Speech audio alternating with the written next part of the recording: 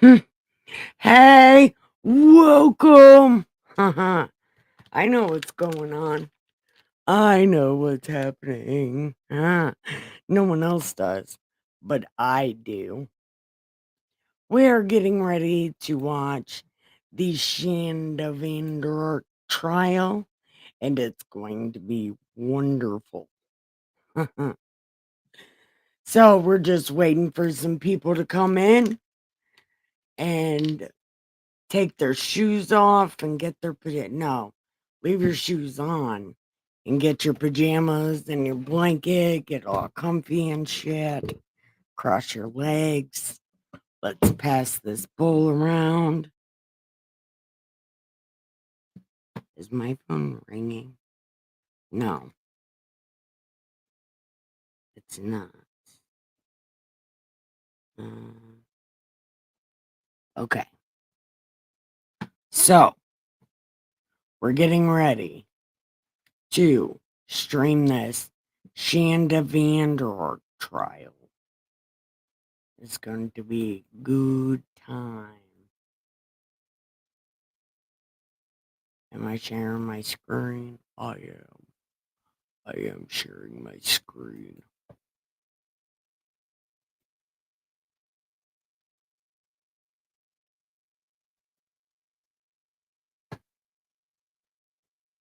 That's stupid.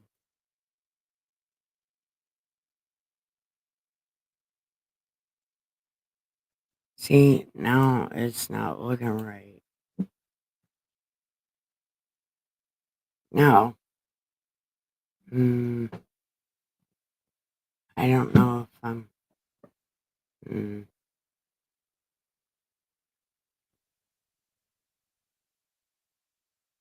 I don't know.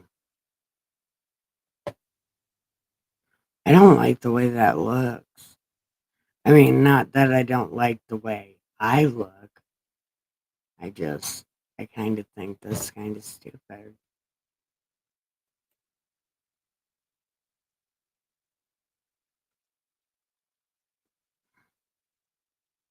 I don't know.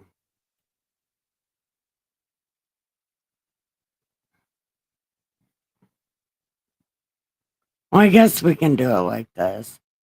So in that way, because I watched my stream yesterday and I look super blowed. Like, man. And I get that high. I don't ever know what the fuck is happening because I get that high. Yeah, it's a problem.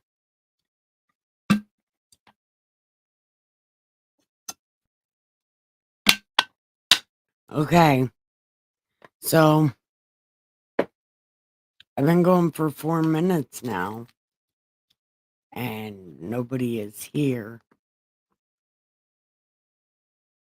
I guess I I'm just pressing play. I don't know. I don't know what everybody else is doing. But hey, say hi in the chat if you are here.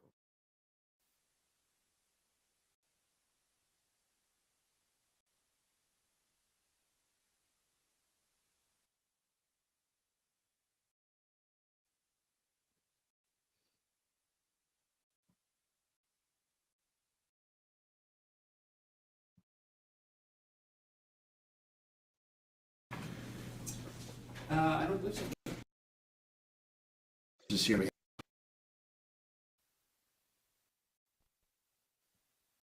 Okay. So the judge is getting ready to get on the bench. We're going to call him Judge K because I don't know his name. And I don't know what his chair looks like, so I don't know if it's comfy or not. Well, I don't know if it looks comfy or not. But I know there are people who wanted to watch this trial. And hopefully they come in. I said 9:10.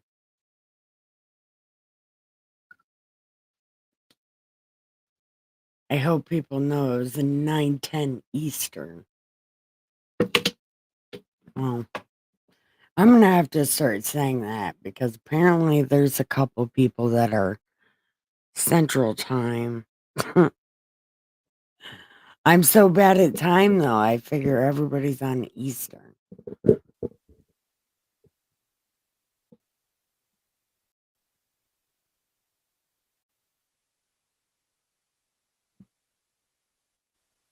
Yeah, Judge 3110 Faye. FC, People versus Shanda Vanderark. Are you Shanda Vanderark, man? All right. Ms. Vanderark is represented today by Mr. Johnson. Mr.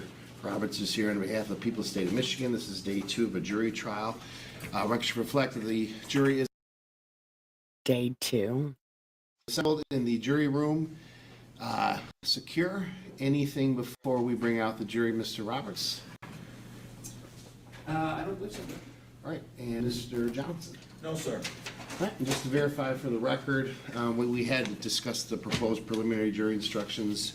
Any corrections or changes to those before we read those to the jury and then bring them out? Mr. Roberts and Mr. Johnson? No, sir. All right, Mr. Weaver, go ahead and bring the jury out. Please rise.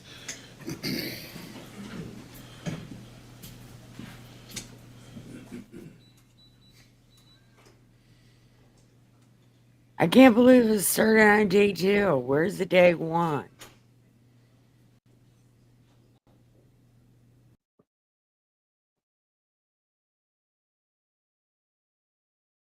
Firefly!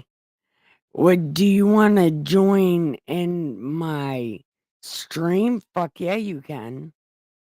I paid for it, so you can join it. Is that what you mean? Firefly, I would love to have your pretty face on my fucking stream. Fucking right, I would. And that's no homo, by the way. I'm just saying, you are pretty as shit. Somebody needs to tell you that all the time. I'll tell you that all the time. You're fucking amazing looking. But do you want on my stream? Is that what you mean? Let me figure out how to do it. Hold on. How do I do it? Oh, copy invite link. Link copied. Fucking right. Wait.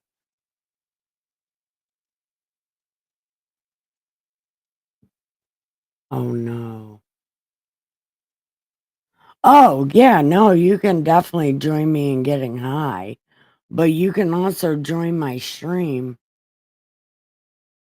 You want to hit this bowl? I can't find my skull bowl. I have no idea where it is. I have. Where's my lighter? Oh, my lighter's around my neck and I fucking lost it. Okay. Now, somehow.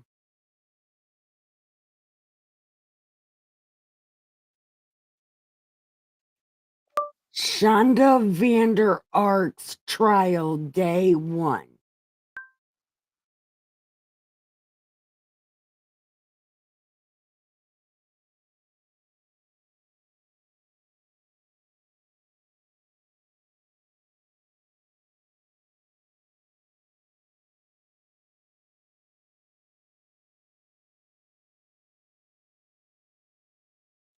Okay.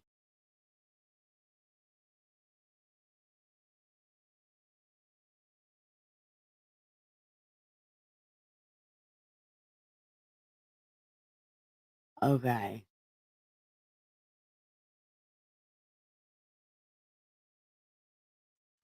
I guess we get to start on day 2. Well, I figured day 1 is probably jury shit. All right, here we go.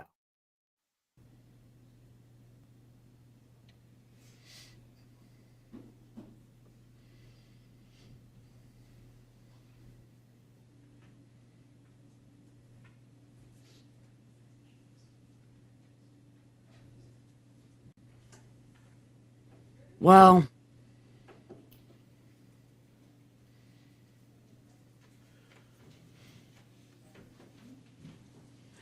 Feather! Hey, you guys are so lucky. Go back to the beginning of my stream and look what I did. I made a little intro video. And on my Bible one too. I made a new one. And on this stream I made a little video intro thing. I think it was really cool. I was so happy about it. I did my dishes and I washed 3 loads of laundry and I did that little thing and it's like, man, I'm the fucking shit. Anyway, this trial has not started. So we are at the beginning. Shanda Vanderark's trial. This is day 2 because day 1 is copyrighted on a copyrighted channel. And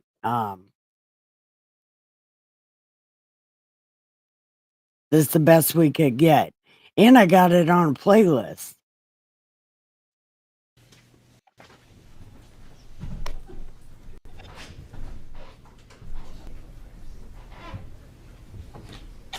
Oh.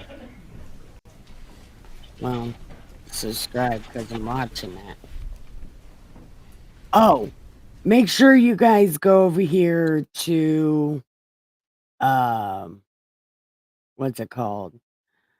13 on your side and just give them a like. You don't got to subscribe. Just give them a like, you know.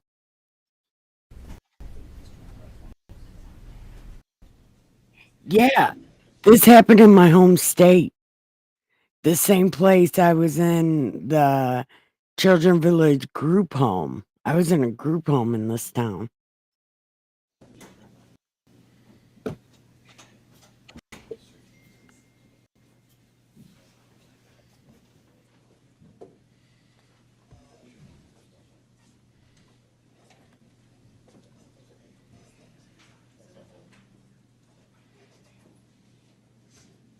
As soon as you get to your seat, you can sit down. We're actually standing for you. So as soon as you find your seat, go on forward. You guys can come out and sit right down. So, all right, you may be seated. All right, good morning, ladies and gentlemen. Thank you for being here on time. Essentially today we are going to give you some opening instructions. The attorneys are going to give their opening statements. You'll notice there is media in the courtroom. We're going to conduct this trial just like they're not here. That's how we're going to do this. I will assure you that they have been given instructions that not to film you, so you will not be on camera. If somebody sees you on TV, please let me know right away. Sometimes it happens, mistakes are made, but we kind of have a zero tolerance policy here. We don't let that happen, and potentially if they do that, we'll kick them out of here. But it's an open courtroom and we've allowed them in. But again, you will not be filmed. So just to make sure you know either coming into the courtroom, leaving, during the proceedings, whatever it may be. So just so you know. All right, with that, members of the jury, you have been chosen to decide a criminal charge made by the state of Michigan against one of your fellow citizens.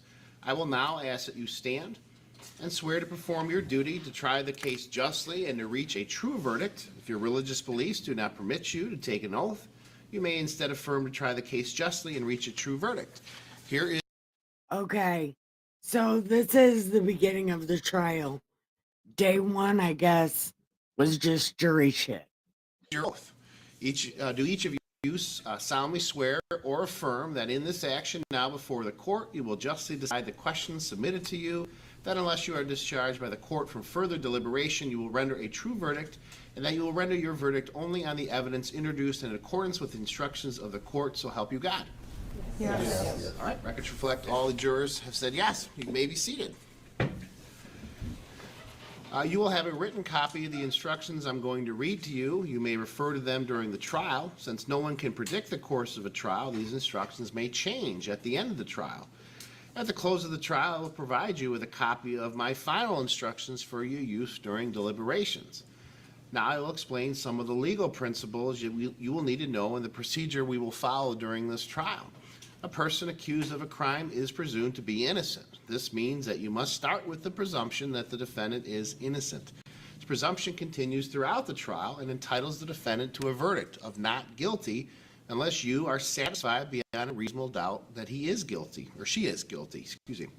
Every crime is made up of parts called elements. The prosecutor must prove each element of the crime beyond a reasonable doubt. The defendant is not required to prove her innocence or to do anything. If you find that the prosecutor has not proven every element beyond a reasonable doubt, then you must find the defendant not guilty. A reasonable doubt is a fair and an honest doubt, or growing out of the evidence or lack of evidence. It's not merely an imaginary or possible doubt, but a doubt based on reason and common sense. A reasonable doubt is just that, a doubt that is reasonable after a careful and considered examination of the facts and circumstances of this case. The defendant is charged with first-degree felony murder. To prove this charge, the prosecutor must prove each of the following elements beyond a reasonable doubt. First, that the defendant caused the death of Timothy Ferguson. That is, that Timothy Ferguson died as a result of starvation and or physical neglect and abuse. Second, that the defendant had one of these three states of mind. She intended to kill, or she intended to do great bodily harm to Timothy Ferguson, or she knowingly created a very high risk of death or great bodily harm, knowing that death or such harm would be the likely result of her actions. Third, that when she did the act that caused the death of Timothy Ferguson, the defendant was committing or attempting to commit or helping someone else commit the crime of first-degree child abuse. For the crime of first-degree child abuse, the prosecutor must prove each of the following elements beyond a reasonable doubt. First, that Shanda Vanderark is the parent of Timothy Ferguson. Second, that the defendant either knowingly or intentionally caused serious physical harm and or serious mental harm to Timothy Ferguson. By serious physical harm, I mean any physical injury to a child that seriously impairs the child's health or physical well-being, including but not limited to brain damage, a skull or bone fracture, subdural hemorrhage or hematoma, dislocation, sprain, internal injury, poisoning, burn, or scald or severe cut. By serious mental harm, I mean an injury to a child's mental condition that results in visible signs of an impairment in the child's judgment, behavior, ability to recognize reality, or ability to cope with the ordinary demands of life. Third, that Timothy Ferguson was at the time under the age of 18. The fourth element in first-degree felony murder is that the killing was not justified, excused, or done under circumstances. If you're watching on Rumble, don't forget to like and subscribe and chat in the chat. Thank you, and have the greatest day. Again, Rumble, don't forget to like and subscribe and chat in the chat. That reduce it to a lesser crime. In determining whether the act causing death occurred while the defendant was committing or attempting to commit or helping someone commit the crime of first-degree child abuse, you should consider the following. The length of time between the commission. Can I tell you guys something? Do you remember the boy in the box? That happened after this. But that boy and this boy have the same issue.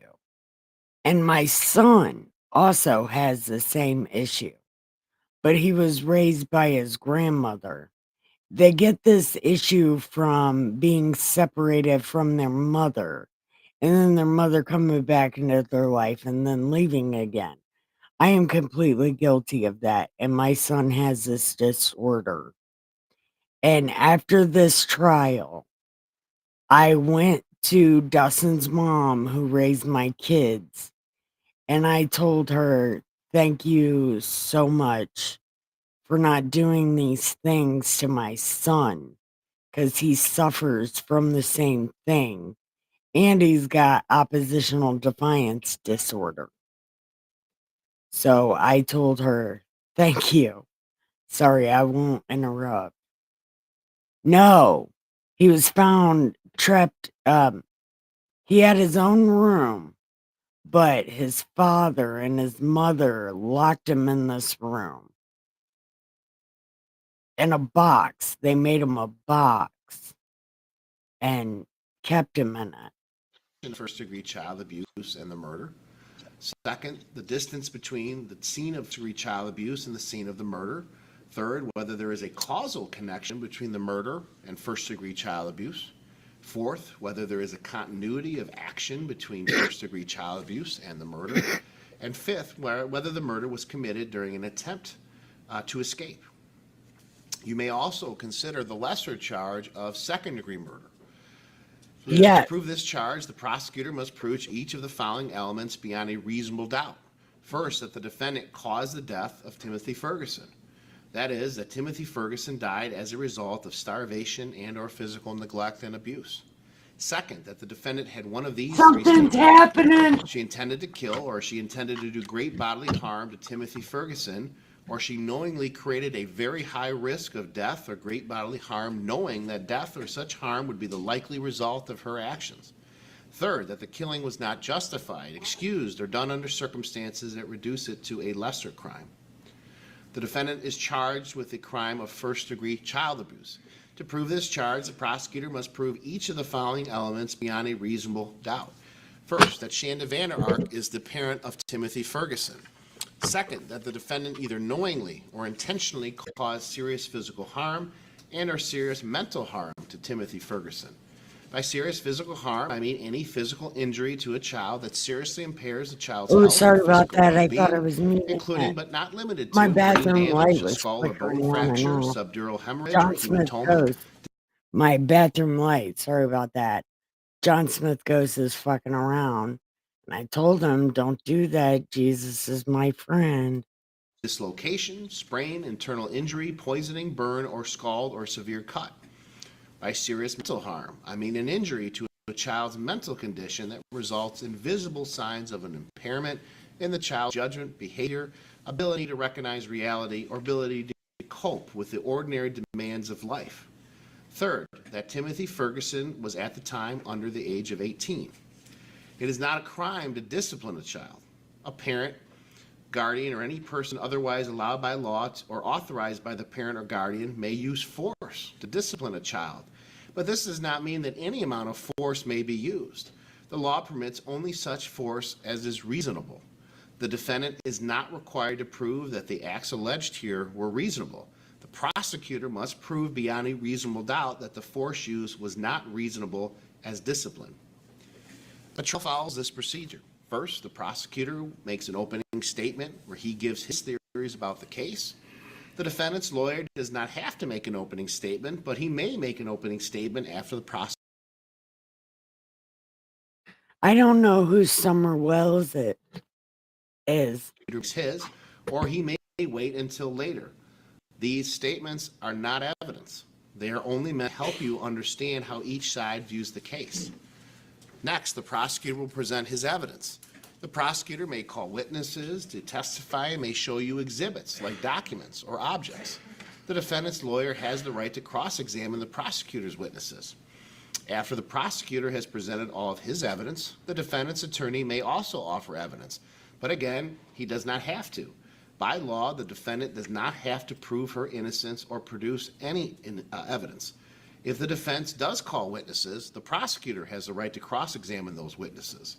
The prosecutor may also call witnesses to contradict the testimony of the defense witnesses.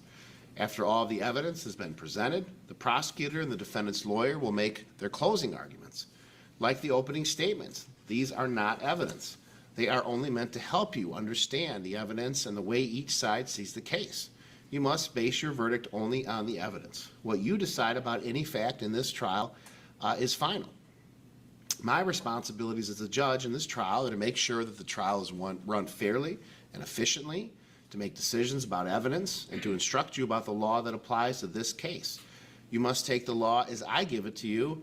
Nothing I say is meant to reflect my own opinion about this case. As jurors, you are the only ones who will decide this case. Your responsibilities as jurors is to decide what the facts of the case are. This is your job and no one else's. You must think about all the evidence and all the testimony and then decide what each piece of evidence means and how important you think it is. This includes how much you believe what each of those witnesses said. Part of your job in deciding what the facts of this case are is decide which witnesses you believe and how important you think their testimony is. Do we want to keep going through this? You do not have to accept, reject or reject anything a witness says. You're free to believe all, none, or part of any person's testimony. In deciding which testimony you believe, you should rely on your own common sense and everyday experience. However, in deciding whether you believe a person's testimony, you must set aside any bias or prejudice you may have based on the witness's race, national origin or ethnicity, gender, gender identity or sexual orientation, or religion, age, or socioeconomic status. There is no fixed set of rules for judging whether you believe a witness, but it may help you think about the following questions. Was the witness able to see or hear clearly? How long was the witness watching or listening? Was anything else going on that might have distracted the witness? It was like a John Bonet thing, which I think her brother pushed her down the stairs. She didn't bleed, but she got knocked out pretty good. And they took her out to the desert. And she died in the desert. Does the witness seem to have a good memory? How does the witness look and act while testifying? Does the witness seem to be making an honest effort to tell the truth? Or does the witness seem to... Well, I mean, we can finish this into the jury rules, but we pretty much know the jury rules. And it looks like there's a lot of minutes left. So we'll just go right here.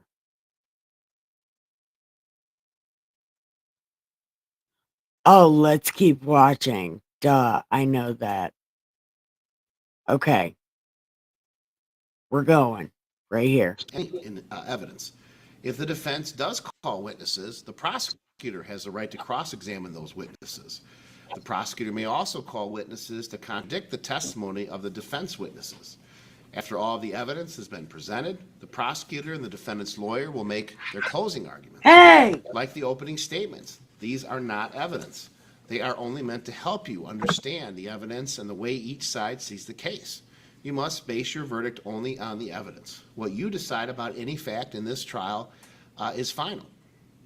My responsibilities as a judge in this trial are to make sure that the trial is run fairly and efficiently, to make decisions about evidence, and to instruct you about the law that applies to this case. You must take the law as I give it to you. Nothing I say is meant to reflect my own opinion about this case. As jurors, you are the only ones who will decide this case. Your responsibilities as jurors is to decide what the facts of the case are. This is your job and no one else's. You must think about all the evidence and all the testimony and then decide what each piece of evidence means and how important you think it is. This includes how much you believe what each of those witnesses said. Part of your job in deciding what the facts of this case are is to decide which witnesses you believe and how important you think their testimony is. You do not have to accept, reject anything a witness says. You're free to believe all, none, or part of any person's testimony. In deciding which testimony you believe, you should rely on your own common sense and everyday experience. However, in deciding whether you believe a person's testimony, you must set aside any bias or prejudice you may have based on the witness's race, national origin, or ethnicity, gender, gender identity, or sexual orientation, or religion, age, or socioeconomic status. There is no fixed set of rules for judging whether you believe a witness, but it may help you think about the following questions. Was the witness able to see or hear clearly? How long was the witness watching or listening? Was anything else going on that might have distracted the witness? Does the witness seem to have a good memory? How does the witness look and act while testifying? Does the witness seem to be making an honest effort to tell the truth? Or does the witness seem to evade the questions or argue with the lawyers? Does a witness's age or maturity affect how you judge his or her testimony? Does a witness have any bias or prejudice or any personal interest in how this case is decided? Have there been any promises, threats, suggestions, or other influence that may have affected how the witness testified? In general, does the witness have any special reason to tell the truth or any special reason to lie? All in all, how reasonable does a witness's testimony seem when you think about all the other evidence in the case? When it's time for you to decide the case, you are only allowed to consider the evidence that was admitted in this case. Evidence includes only the sworn testimony of witnesses, the exhibits admitted into evidence, and anything else that I tell you to consider as evidence. The questions the lawyers ask the witnesses are not evidence. Only the answers are evidence. You should not think that something is true just because one of the lawyer's questions assume or suggest that it is. I may ask some of the witnesses questions myself. These questions are not meant to reflect my opinion about the evidence. If I ask questions, my only reason would be to ask things that may not have been fully explored. During the trial, you may think of an important question that would help you understand the facts of this case. You are permitted to ask such questions. You should wait to ask questions until after a witness has finished testifying and both sides have finished their questioning. If you still have an important question after this, do not ask it to yourself. Write the question down and either place it directly in the box marked questions in front of you or pass it to another juror who is closer to the box so that they may place it in. Do not show your questions to other jurors. If your question is not asked, it's because I determined under the law that the question should not be asked. Do not speculate about why the question was not asked. In other words, you should draw no conclusions or inferences about the facts of the case, nor should you speculate about what the answer might have been. Also, in considering the evidence, you should not give greater weight to testimony merely because it was given in response to a question submitted by a member of the jury. As with everything in this courtroom, if you cannot hear something that is said or presented, or if you cannot see a witness or evidence, please raise your hand immediately. During the trial, the lawyers may object to certain questions or statements made by the other lawyers or witnesses.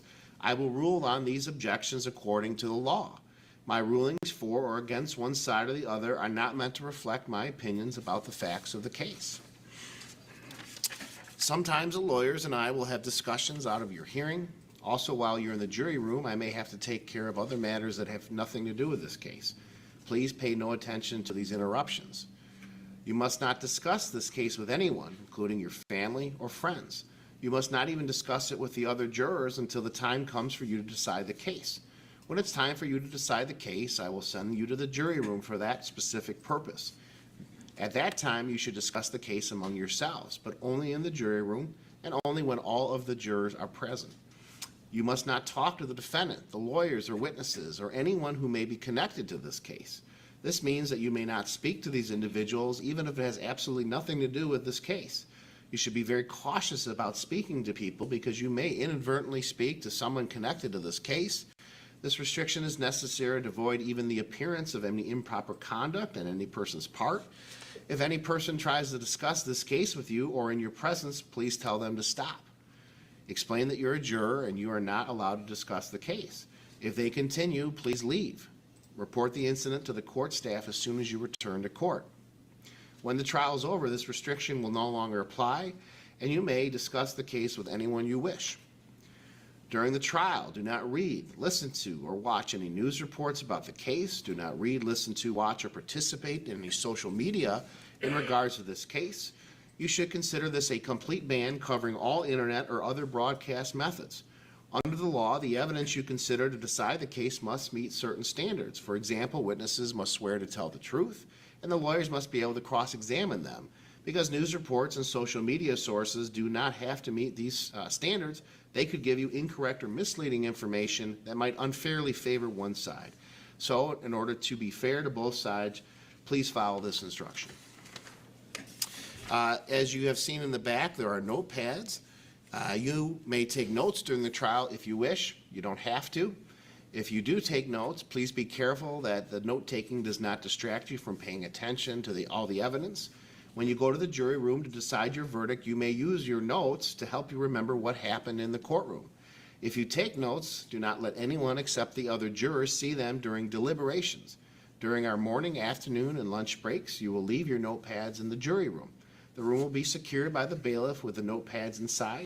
Your notes will not be examined by anyone. And when your jury service is concluded, your notes will be collected by Mr. Weaver and will be destroyed. You can see that we have chosen a jury of 14. After you've heard all the evidence and my instructions, we will draw lots to decide which two will be dismissed to form a final jury of 12. As I've indicated before, the possible penalty in this case should not influence your decision. If you find the defendant guilty, it's the duty of the judge to fix the penalty within the limits provided by the law. I may give you more instructions during the trial. After all the evidence has been presented, you will hear the lawyer's closing arguments. Following those closing arguments, I will give you additional instructions about the rules of law that apply to this case. You should consider all of my instructions as a connected series. Taken all together, they are the law that you must follow. After my final instructions, you will go to the jury room to decide on your verdict. A verdict must be unanimous. That means that every juror must agree on it, and it must reflect the individual decision of each juror. It's important for you to keep an open mind and not make any decision about anything in this case until you go to the jury room to decide the case. You must not let bias, prejudice, or public opinion influence your decision. Each of us may have biases or perceptions about other people based on stereotypes. We may be aware of some of our biases, though we do not express them.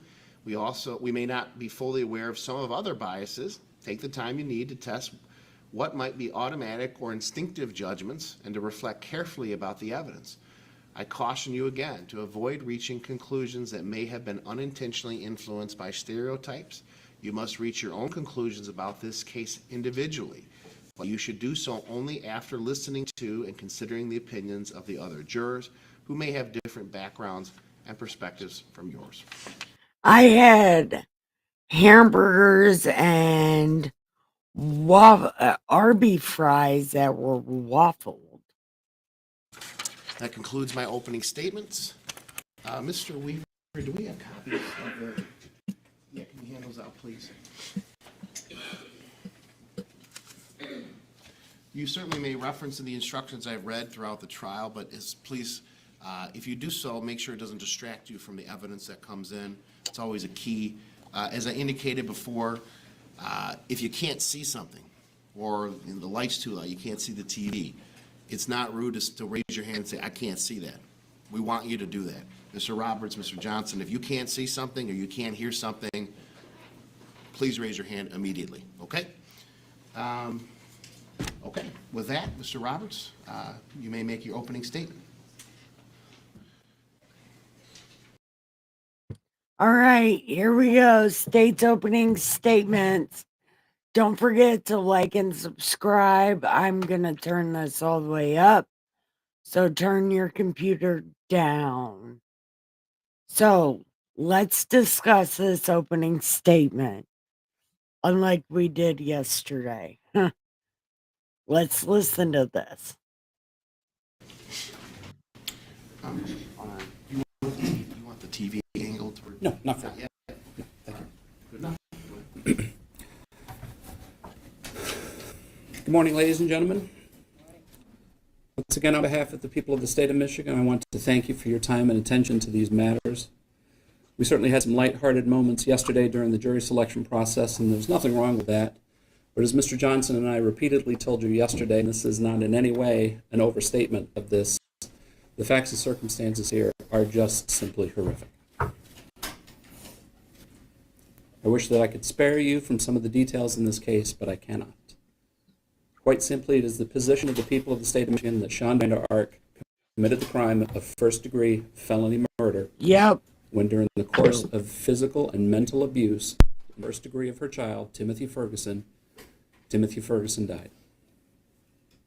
As we referenced many times yesterday, unfortunately, as part of this process, you will see some very graphic photographs. Images that will not easily... That's why we leave your didn't mind. get day one. But I don't want you to focus on just those photographs, as I repeatedly told you yesterday. I want you to look at the entire picture here. I will tell you this, the entire picture is just as horrific.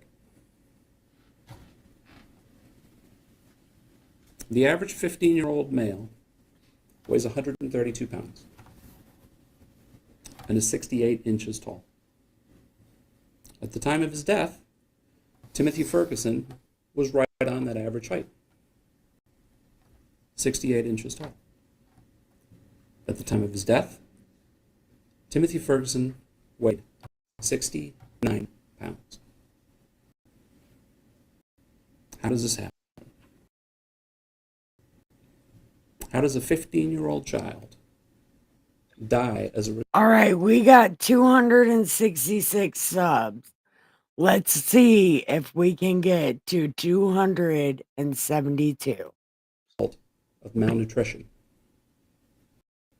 How is a 15-year-old child 63 pounds under average weight? How is a 15-year-old child in literally the 0 percentile for weight? How? The how of this begins to unfold on July 6th of 2022 when police officers from the Norton Shores Police Department are dispatched to 4788 Marshall Road in Norton Shores. The first officer on scene is there. ProMed's already on scene, and they've already found Timothy Ferguson deceased in the basement level of that home. You're going to see photographs of that home.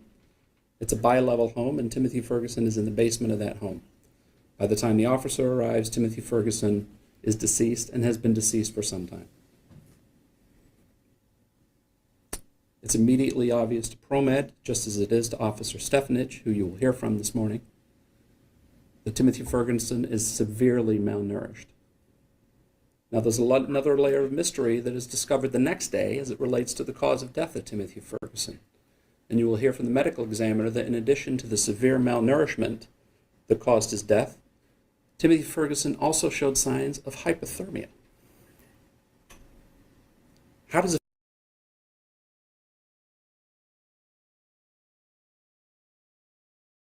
That is fucking crazy. That is crazy. Exactly. a 15-year-old child in Michigan in July have hypothermia? The pieces of that puzzle start to unfold as the police investigation does. Officer Stefanich begins to notice, in addition to the shocking image of Timothy Ferguson deceased, other things unusual in the home. There's leg cuffs in the basement. There's cameras everywhere. There's hot sauce in the bathroom. Upstairs in the upper level of the home, there's locks on the refrigerator and the freezer. More cameras, motion sensors, alarms, everywhere in the house. And in the basement, as if part of some demented version of Harry Potter, there's a small closet, again with an alarm on the door. Inside that closet, a blue tarp just laying on the floor in a small box. That room, as officers later come to learn, is called the small room. That was Timothy Ferguson's bedroom. That's where he was forced to sleep. The leg cuffs, also for Timothy Ferguson. The cameras, also for Timothy Ferguson.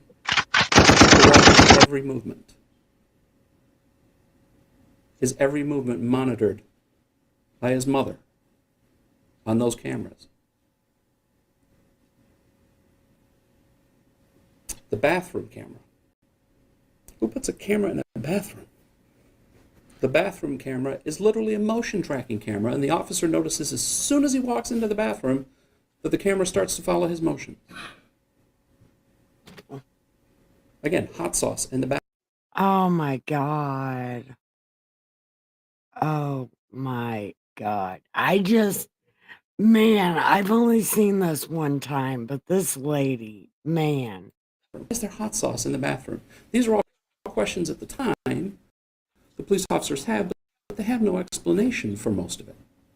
All they know is that Timothy Ferguson was a result of malnutrition. As is obvious to anybody that would just see him, look at him. So Officer Stefanich starts to ask some questions. What do you guys think about this so far? I mean, you guys haven't said anything. Vanderark says, well, he's been on a hunger strike for the last couple of weeks. He hasn't been eating, and I noticed last night he wasn't eating really good, so I made him some toast with some peanut butter, or some butter on it, and I made him eat it, and then he went to bed. And then more detectives become involved in the investigation. And more statements coming out from Ms. Vanderark about some of the unusual things in the home. The leg cuffs. Oh, those are Paul Ferguson. Paul Ferguson is the older boy that lives in the house. He's 19 at the time. And you're going to hear from Paul Ferguson. And I'm just going to tell you right now, you're not going to like Paul Ferguson. I don't like Paul Ferguson. Paul Ferguson was a contributing factor to the death of his brother. What you will come to learn is that what Paul Ferguson was the strong arm for the defendant. Ah, fuck, gross. When she wanted to... And he wasn't even that big. It was a skinny little motherfucker. Punishment inflicted upon Timothy, she used Paul to do it. And Paul did it. And he will tell you that he did those things. And he will tell you he is remorseful about those things. As he should be. Because the mental and physical abuse that those two individuals inflicted upon Timothy Ferguson over the course of multiple months, from February of 2022 until the time of his death in July, caused his death. For all intents and purposes, Timothy Ferguson was a prisoner in his own home. He never went to a doctor. He never went to school. The only time he was allowed to leave the house was if he was being punished and he had to run up and down the stairs in the backyard where nobody could see him, or walk the dog in the backyard, again, where nobody could see him. And you don't have to take my word for it. You will hear in the text messages between Paul Ferguson and Shanda Vanderark the extent of the horrors they inflicted upon Timothy. You will hear about his every movement being monitored by motion sensors and alarms on his body, multiple alarms on his body. Cameras watching his every move, making sure he did not go upstairs without permission, making sure he did not go to the bathroom without permission. And when he went to the bathroom, he got 1 minute if he had to pee and 2 minutes if he had to poop. Some of you might already be saying to yourself, this sounds too incredible to be true. I don't know. Again, you don't have to take my word for it. I'm sorry. You will hear the text messages. You will see right there in print, right there before your very eyes, everything that I'm telling you. His access to food denied. Locks on the freezer. Locks on the refrigerator.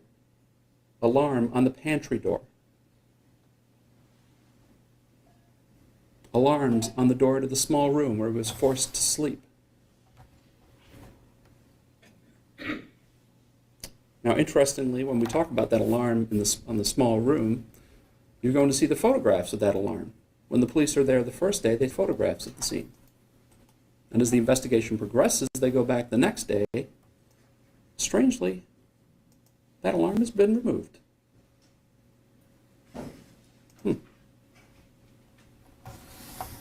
The police get the text messages and start to go through the text messages, and a broader picture begins to emerge of what happened to Timothy, especially in those final hours leading up to his death, in the early morning hours of July 6th. And what they find is just as shocking as the fact that Timothy died as a result of malnutrition. For roughly the last 9 hours that Timothy Ferguson was alive, he was in an ice bath. First monitored by Paul, and then by Shanda, Timothy Ferguson was forced to lay in an ice bath for 9 hours. Already severely malnourished, already bone thin, forced to be in this bathtub. And first monitored by Paul, watched by Shanda from those cameras, and then her when Paul goes to work. Timothy is too weak to even move on his own volition at that point. That's where the hypothermia comes into play. The medical examiner, puzzled at first. This guy looks like he wants to cry. Look at how red he gets as he's going through this. He is red hot. How can there possibly be hypothermia in a child of 15 years old at this time of year? Well, when you spend 9 hours in an ice bathtub, that's what happens. You'll see the ice maker in the home, where the ice came from for his ice baths. And again, you don't have to take my word for it. You're going to hear it all in the text messages.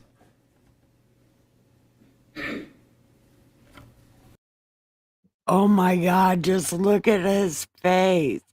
Hi, new people. Come and chat in the chat and press like and subscribe. We're trying to get me to 275. Well, 270. We'll call it 270. And chat in the chat. I would love to interact with you. And Ms. Vanderark, again, when she talks to the police, she says, well, he's just been on a hunger strike for the last 2 weeks. And I didn't know how bad it was getting until last night, and I made him a piece of toast. Why? And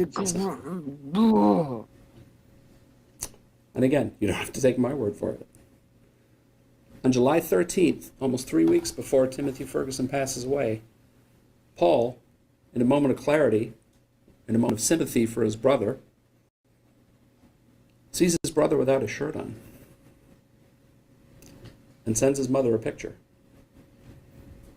Now, he's already rake thin at that point. Nothing more than skin and bones.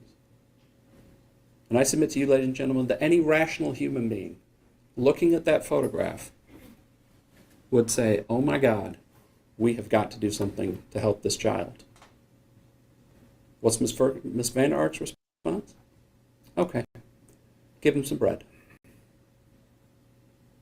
couple days after that, I said, my son has the same disorder.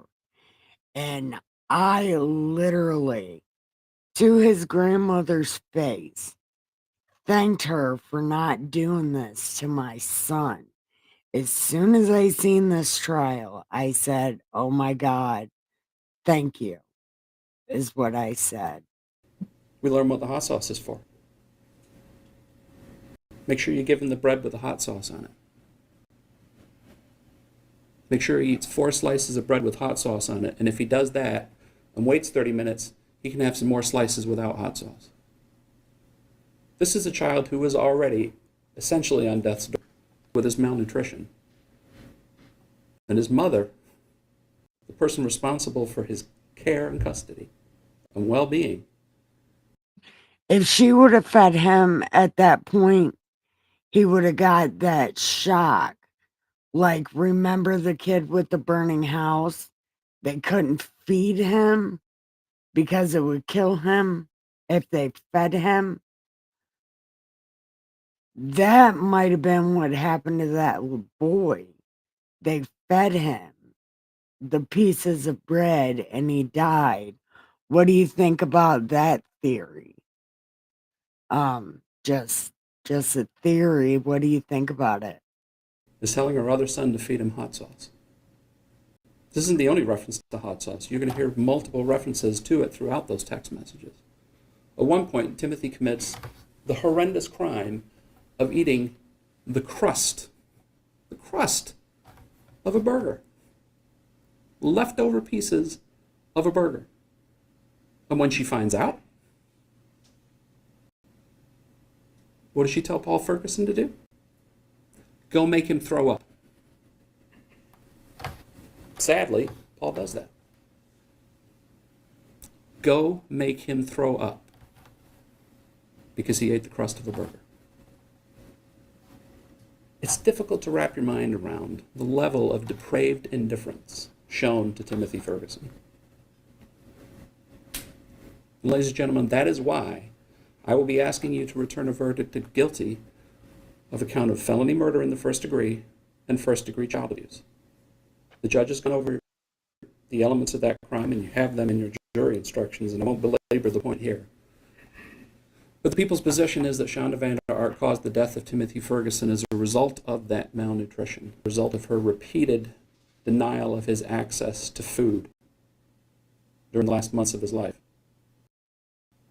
and that during the course of that time period, she was inflicting emotional, mental, and physical abuse upon him with her action.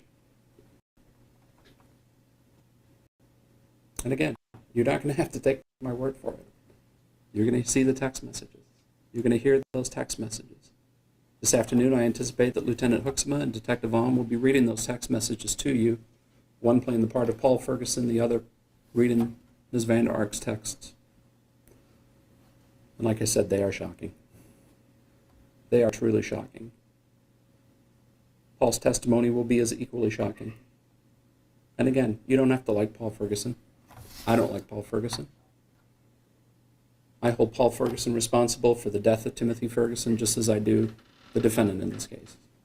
But as we talked about in jury selection, it's not for you to decide what happens with Paul Ferguson. He's already made his choice, and he's agreed to cooperate and testify against his mother. And he will be pleading to a first-degree child abuse charge here.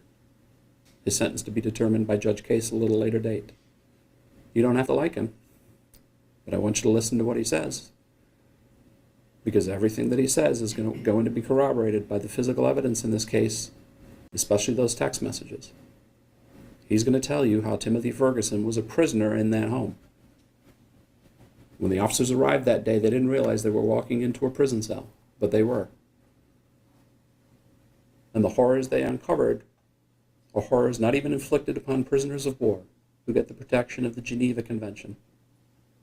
Horrors we don't inflict on prisoners here in the United States who get regular meals and access to small freedoms. Timothy had none of that. Tell that to the guy fighting the Odinist. What's his name? Delphi. The Delphi guy. They definitely do that shit. Shut up. That's the how of this, ladies and gentlemen. That is the how of how Timothy Ferguson died. Now, the better question, the harder question, that most of you will likely be asking yourselves is why? When I was in college, I discovered a musical group called 10,000 Maniacs. Their 1987 That's a album, good Imminent band. Tribe, begins with a song called What's the Matter Here?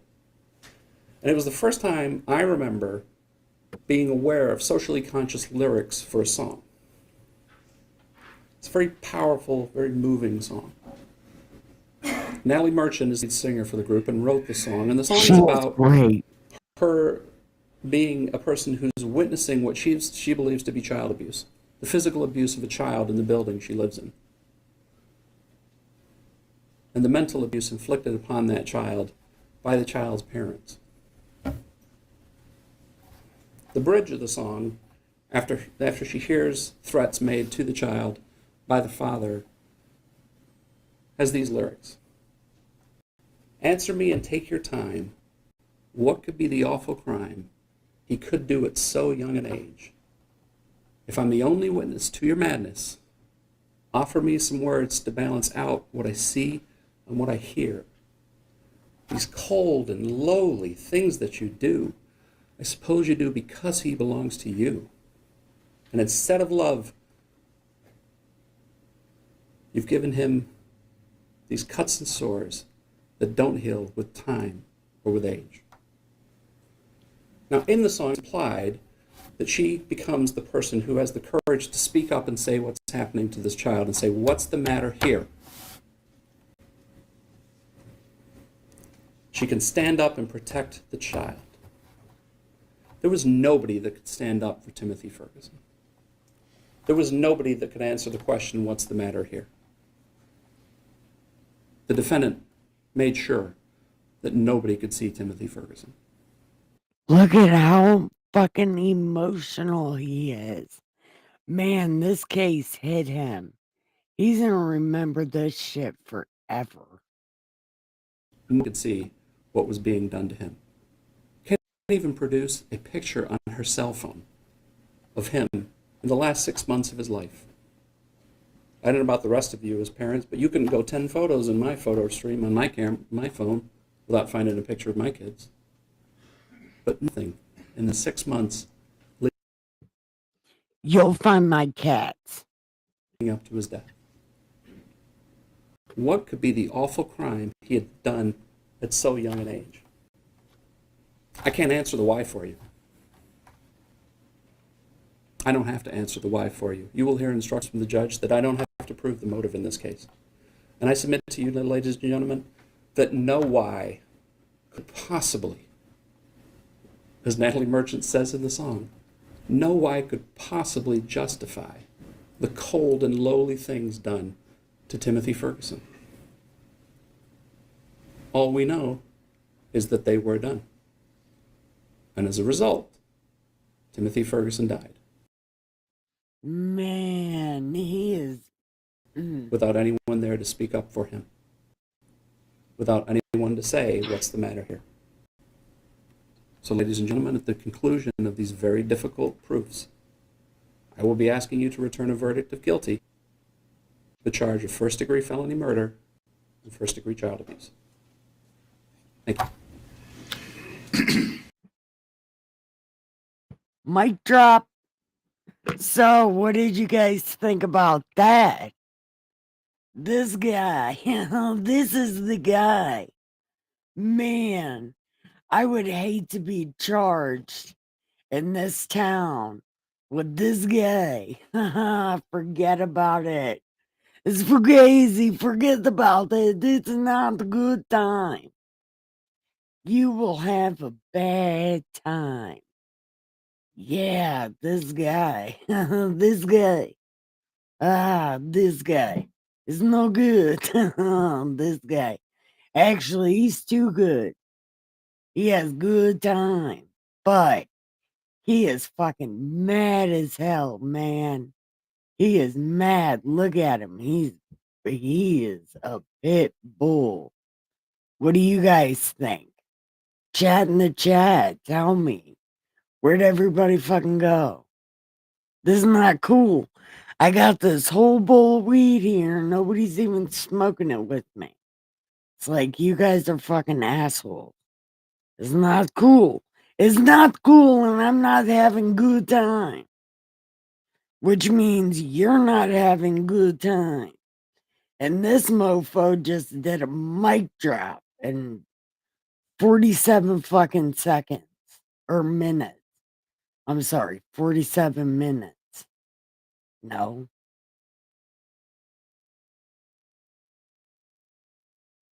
And less than that.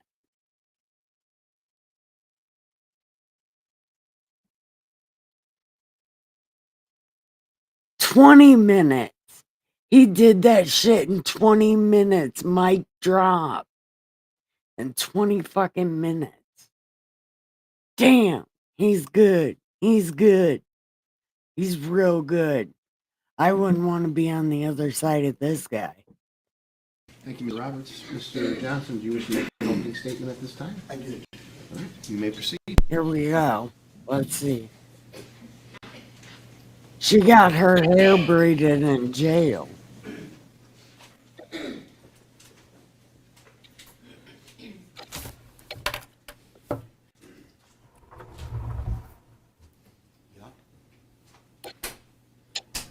Yes. What he said, I don't have a lot to argue with that. Yup. That's what you're going to hear. All the things you're going to hear those things. Most of that evidence is not going to be controverted. All of it's going to come in almost exactly like he said it's going to come in. And at the end of the day, you're going to say, what's up? Why are we here? We're here, folks. Here, folks. Because this case is not just terrible. It's weird. It's just strange. It goes into portions of our brains that we hope we don't have. And I say that because if I'm a lawyer. I was paying attention to what Mr. Roberts says. One of the things he didn't talk about was what the statute says, and the judge read you this morning, he's going to read you again. The exact word of the statute for this type of crime is knowing and intentional. All the things that he says that my client did, she has to know and she has to intend for either one of these charges. Oh, man. And you know, and Oh, he my had God. a recorder. Do you guys feel as bad for this guy as I do right now? This is fucking crazy. Because her hair is all Oh, again. you guys There's are nothing chatting about in the that. chat. She knew. She intended. Oh my God, wait. You guys are chatting in the chat and it's not moving. Okay. Oh my God. They do make waffle fries. I was real surprised they sell them at the store. Oh gosh, there's gonna be a quiz. No, there's not a quiz.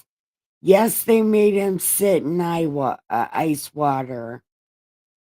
He's still scrawny. And I called the brother scrawny. As a matter of fact, he looks like the brother from Napoleon, the one that dates the big black woman from Detroit. I have no idea. Hey, cousin Nolly. Okay, hold on. I can't see chat. I don't know what the fuck is happening. Be right back in 20 minutes. I'm here. Okay, I'm right here. Okay. For some reason, I can't see chat, but now I am where Ricky is saying stuff. Let me. Got it. You're going to be shown.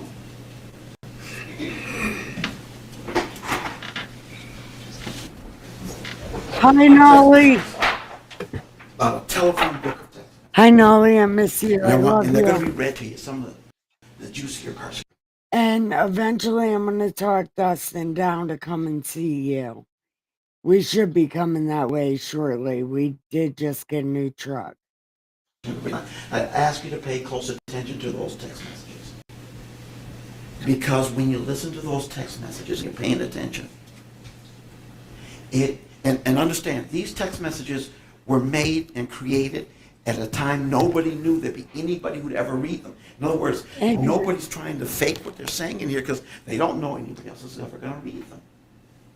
So this is what they're thinking at the time. This is what's going in there. All the things that are going This in there. poor All lawyer. is real. And it's unedited. It's right in those text messages. And what you're going to hear over and over again, over and over, as you listen to these messages, is my client, Shanda Vanderark, and her oldest son, Paul Ferguson, had no idea that they were hurting this boy. I believe it because sometimes you're too close to the situation.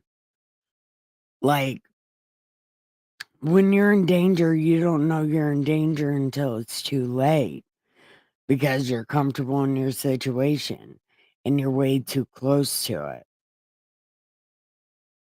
Listen to those messages. I'm not sticking up for her, but I am saying that is kind of a real thing. They don't have a clue.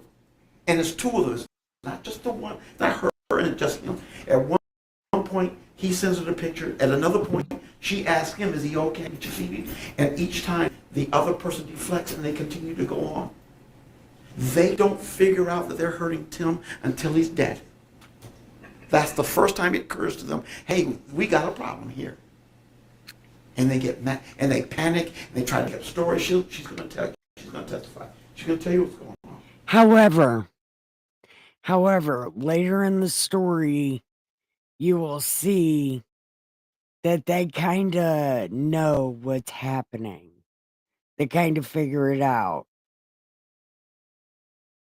But they're But as you listen to Paul's testimony, and as you listen to my client's testimony, neither Oh one my of them aware God, she of what's does. obvious to him and you and him and all the rest of us. We're all going to see it. How could you not see it? But listen to them. They don't. They see his sin. They don't see the suffering. They don't see this. They call what they're doing to him punishments, and they consider it in response to what he's doing. Over and over again. He's not going to win on this one. He's not going to get away with this. He's not going to do this. These are punishments that they feel are reasonable and are not hurting him. I have heard, and I expect Paul to take that stand and then tell you he wishes he could change everything now, and he wishes he could die for his brother now. But at the time That's he was bullshit. doing these things, he didn't see a problem with it. In fact, Paul is the one.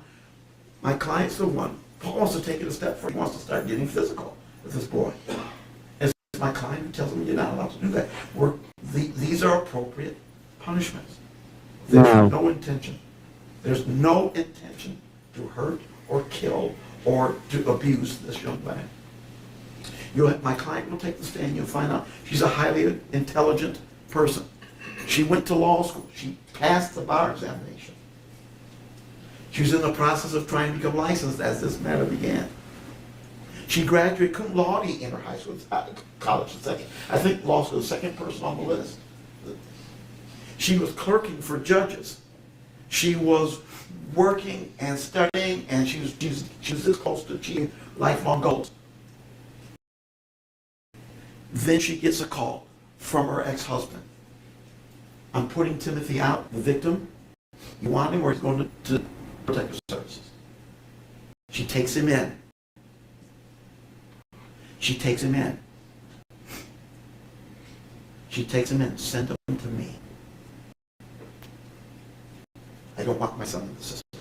Send him to me. She takes him. She brings him to her home. And then the wheels start to fall off in her life. Her husband gets seriously ill. She's now struggling with the expenses of the home and the 3 children and everything else that's going on. She's working, she's going to school, she's doing all these things. She's not sleeping. And something happens with her and Paul.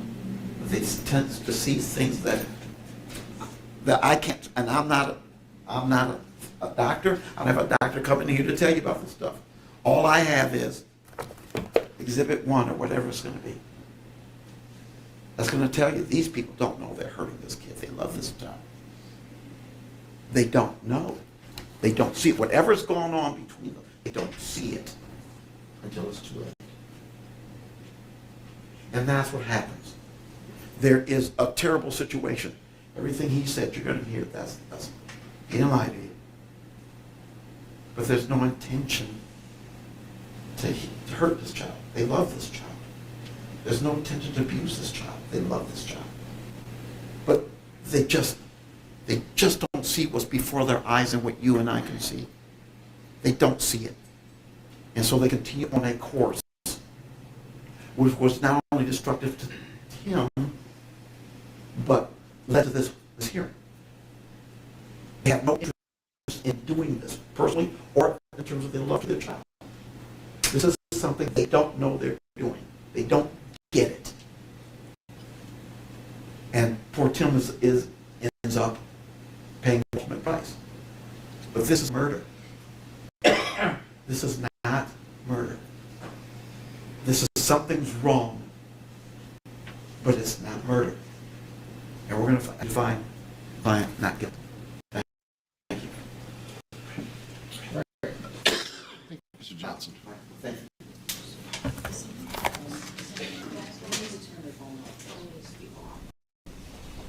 If we have any phones on, I just that. There's something buzzing over here. It's distracting. Does somebody have a phone on, or not now? Okay, I'd ask you to either, if they're buzzing and distracting, please shut it off. Certainly put it on vibrate, but if I haven't heard it, but if can somebody identify the source, let me know. So, and those in the gallery, I'd ask you please please turn off your cell phones. Thank you. Mr. Roberts, you may call your first witness. Thank you. Call Officer Stefanich.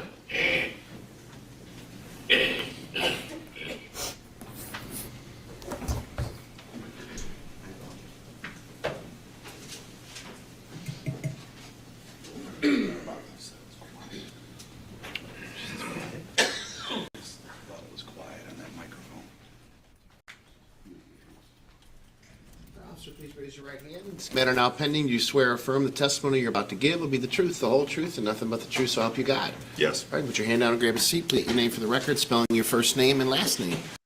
Officer Sean Steffanich. First name is S-H-A-W-N. Last name is S-T-E-F-A-N-I-C-H.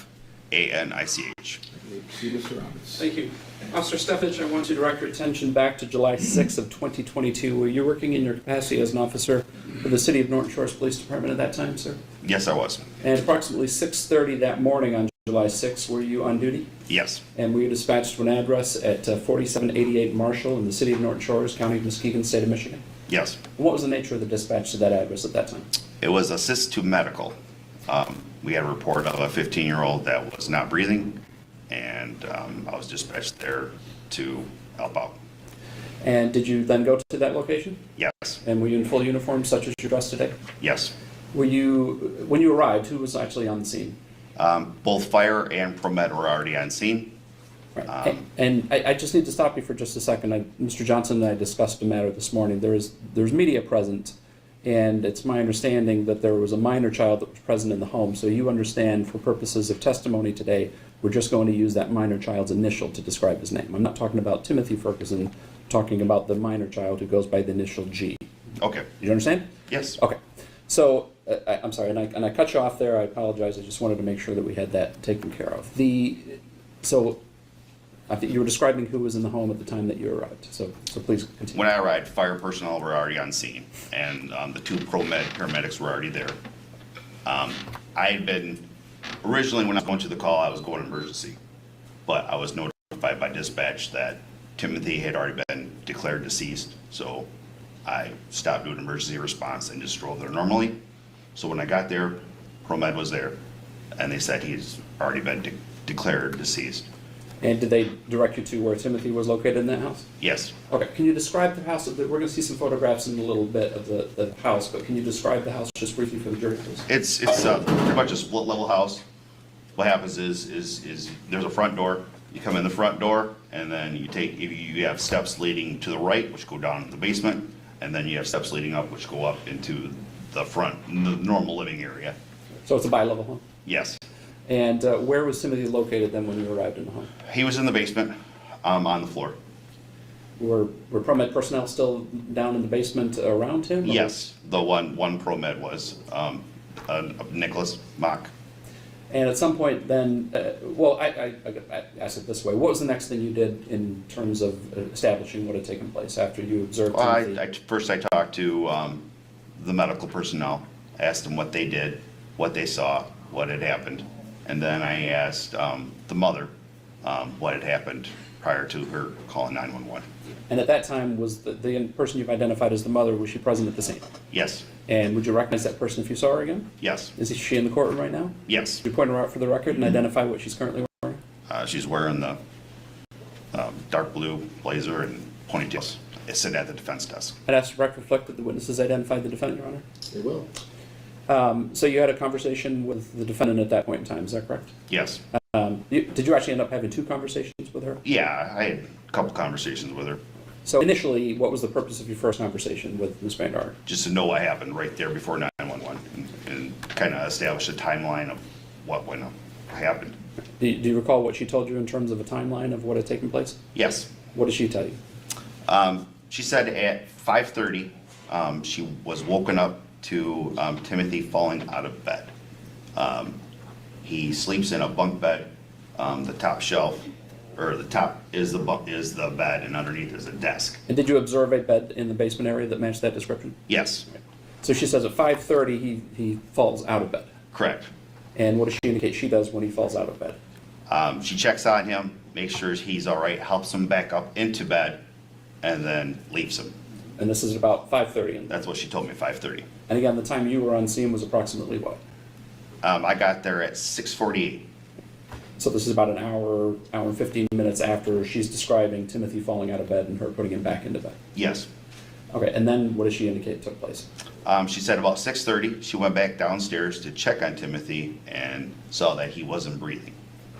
And did she indicate that she attempted to call 911 at that point? Yes. And you would agree with me that the 911, your dispatch time was 6:37 that morning, is that correct? That's If the that's time what's in the that, report. yeah, that's the time that they called 911, 6:37. Dispatch told me about the call at 6:38. So within a minute or so of the 911 call, you're being dispatched as well. Correct. Is that standard operating procedure if any of these Yes. types of... Yeah, So police, fire, and medical personnel are all dispatched? correct. So 5:30 he falls out of bed, 6:30 she goes down to check on him again, and that's when 911 is called. Yes. Right. Now when you observed Timothy, what observations did you make about him, about his physical person, obviously other than the fact that he was deceased? He was very malnourished.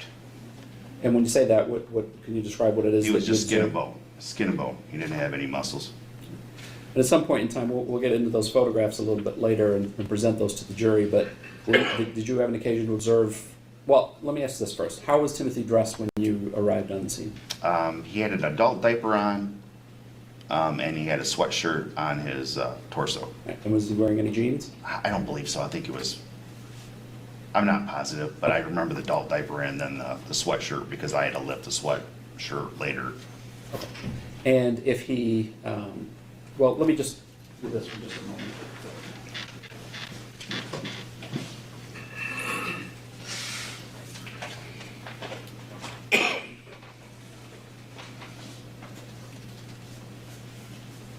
These are going to be later presented to the jury judge, but for purposes of refreshing your recollection, if you could just briefly take a look at what will ultimately be People's Exhibit 33. We're not going to show that on any of the TV monitors at that point. Do you recall that photograph? Yes. All right. And does that refresh your recollection in terms of how Timothy Ferguson was dressed at the time that you found him? Yeah. And how was he dressed? He had jeans on. But as soon as he was declared dead, I pretty much put a sheet over him. But that picture that you just looked at, that the jury will see a little bit later, that does appear to be the condition in which you observed Timothy Ferguson when you arrived on the scene. Yes. And during part of that process, What do you think about this description? And like, what do you think about this? I can see chat now, so you can chat. I can see you. I popped out YouTube chat, so I can see you. lift up that sweatshirt and see both his back and front area, Yes. and that was documented in the photograph. Yes. Oh, God. So your initial contact with Ms. Vanderark was establishing a timeline in terms of what had happened to Timothy, at least that morning. In your subsequent conversations with her, did you get a little bit more information about who was living in the home and what the living situation was? Yes. And again, ultimately, for purposes of maintaining some anonymity here, there was a younger child in the home as well, correct? Correct. And that younger child's initial begins with G, correct? Yes. And he was approximately how old, do you recall? I think he was around 7. Did But you I don't know for sure. Did you actually see him inside the home? I saw him running around, but I never spoke to him and didn't really get all the concrete information about him. But were you able to determine that was actually a biological child of Miss Vanderark? I believe so. That's what I was told. And but you did observe that child running around the home, you said, is that Yes. correct? Did he appear to have any malnourishment issues or issues running around or No, moving? he seemed normal. And there was an older child in the home as well, is that correct? Correct. And that's Paul Ferguson. Yes. And did you actually observe him in the home as well? Yes. And did you observe anything in terms of his physical condition, in terms of... Wait till you see this guy. I'm telling you, he looks like the brother from Napoleon Dynamite. The one that gets with that really large black chick. Does anybody remember that movie? concern malnourishment or inability to move, anything of that nature? No. And ultimately, did Ms. Vanderark indicate to you that those were, including Timothy, those boys that were in the home were her children? Yes. Did you establish approximately when Timothy had come to live with Miss Vanderark in Norton Shores? Yes. When did that take place? She told me May of 2021. He had been living with the biological father in Oklahoma, and they're having problems with him or something to that effect, and so she took him in to her home there.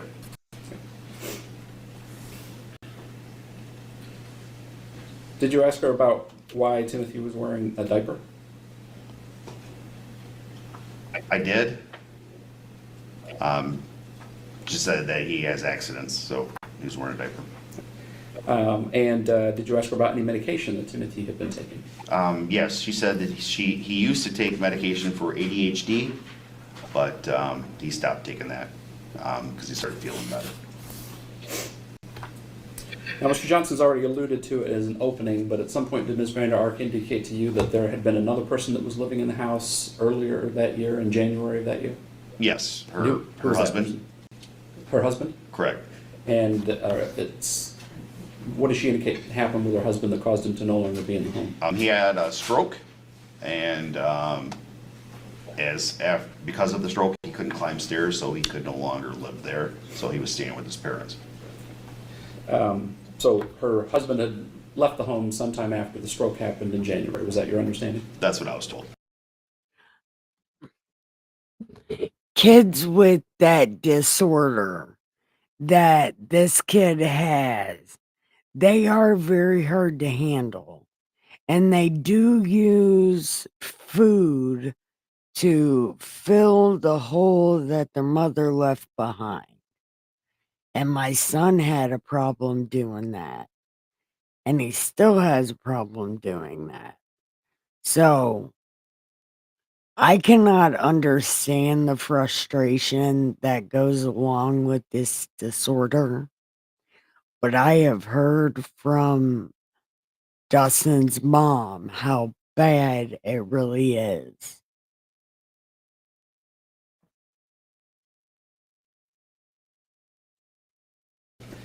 And so that left her in the home with the three boys, Paul, Timothy, and G, correct? According to her, yes. Did she indicate to you that there had been problems around that time with Timothy not eating? Yes. What did she indicate to you happened around the time of the stroke with Timothy not eating? She said because of the stroke and some other family issues that Timothy had stopped eating for about 3 weeks. And did she indicate to you that she got him to start eating again? Yes. She said that she threatened to take him to the hospital, so he started eating again. So this was taking place, she's indicating to you this was taking place around the time of the stroke happening in January, is that correct? Correct. And this was, at least what she was relaying to you, that this was Timothy's response to the stroke was to stop eating. Yes. And did she indicate there was another period of time where Timothy had stopped eating? Yes. What was that period of time? She said in the last 2 weeks prior that he had stopped eating. So when this medical happened, he had for 2 weeks prior to that he had stopped eating. So you understood that to mean that she was saying the 2 weeks leading up to his death, Timothy had stopped eating. Correct. What I don't understand is they lie to these cops like the cops don't fucking know. It's like, your son looks like that, but you're gonna say it's 2 weeks. There ain't no fucking way. I don't eat for 2 weeks all the time because I forget. I got memory problem. I forget to eat. And I can't lose a fucking pound. This bullshit. Why are you gonna lie to cops that can obviously see it? That this kid's not ate for longer than 2 weeks.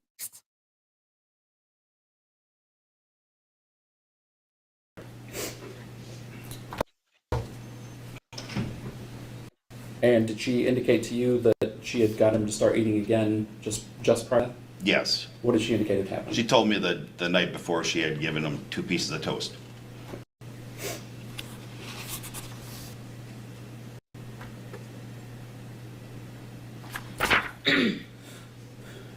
So after you speak to Ms. Vanderark a few times there and have an observation of Paul, did you conduct an examination of the rest of that basement area of that home? Okay.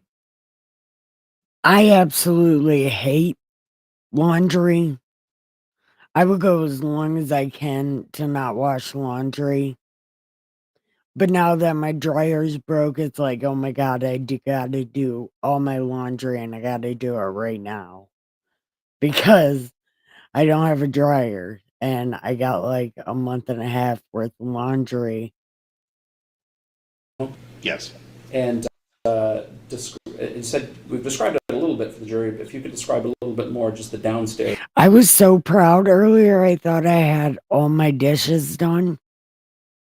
And then I walked through my house and I have a whole sink full of dishes. I mean, I even got the animals' food bowls clean. Like I was that on top of it. And now I got a sink full of dishes plus dinner dishes. Good time.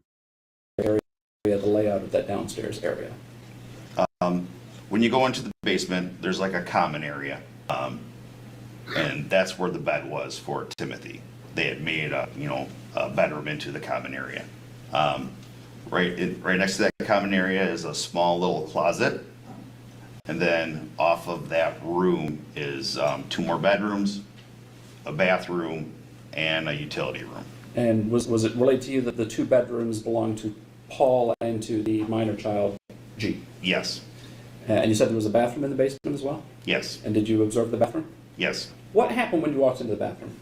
When I walked in the bathroom, there was a video camera, a motion camera that was sitting on the bathroom counter. As soon as I walked in, it turned towards me.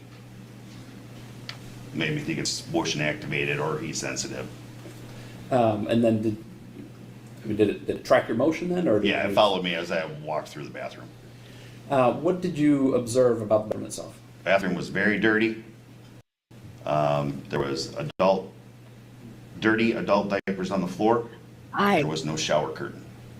I know it's hard for people to do this, but this is the only thing that's been happening is child abuse. And honestly, it gives me a look into the future I could have had, because again, I don't call myself redneck for fun. I really am a redneck. And it's a real problem. And I come from rednecks. Ask Nolly and Ricky. Okay, so now I figured out what I'm supposed to be doing.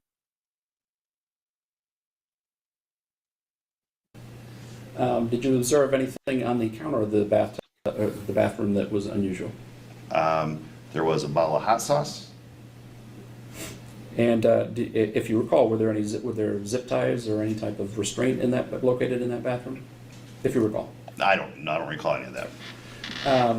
As it relates to restraints, though, did you observe any other restraints in the basement area of that home? Yes, there were leg shackles in the first common room where Timothy's bed was. There was a drawer. The desk area was really cluttered, and there was like a little stack of drawers, and it was open, and in the drawer was a set of leg shackles. And what material were those leg shackles made of? They were regular leg shackles. I checked with my cuff key, and my cuff key was used up. They were normal leg shackles. These were metallic? Like we would use, police would use. And I'm not saying my whole family is rednecks. What I'm saying is I was raised by the rednecks. Was there padding on them? Anything that would soften that leg shackle if that was placed on an individual? No. So you said, I think you said there at the end, that the shackles that would be used, like police would use or jail uses for prisoners. Correct. What other observations did you make about the basement area? There's cameras everywhere. There was one camera that was facing Timothy's bed. So his bed would be here, and on the opposite wall, there was a camera facing his bed. In the other room, G's room, there was a camera in his room that was facing the door. I'm so glad you didn't disagree with that. Like it would, trying to catch people coming and going in. Then there was the camera in Look, I'm just so excited. I don't know why I'm so excited. I'm just so excited this didn't happen to my son. The more I watch this, it's like, oh my God, how lucky am I? the bathroom, and then there was a fourth camera that was underneath Timothy's bed. When it happened, it appears that the camera was like placed down, so it was not recording anything, but it was still electrified and on. But like the lens portion was facing down, is that what you mean? And that was under Timothy's bed? Yes. It was laying on top of all the junk that was. But just put it off to the side under the bed? Yes. Now, you talked about a closet. Could you describe that in a little bit more detail for the jury? The closet was right next to, it was in between the stairs and Timothy's bedroom. There was a closet there. When we opened it, there really wasn't anything in there except for a tarp and a cardboard box. But there was a sensor that was attached to the wall. And what it is it's one of those sensors that people buy for alarms. So when you open up a door, it would give an audio alarm, but it's not connected to anything. And that was on the closet door and attached to the wall. Now, based upon all your let's talk about the upstairs area for a little bit. Could you describe that in for some detail for the jury, the upstairs portion of the bylaw?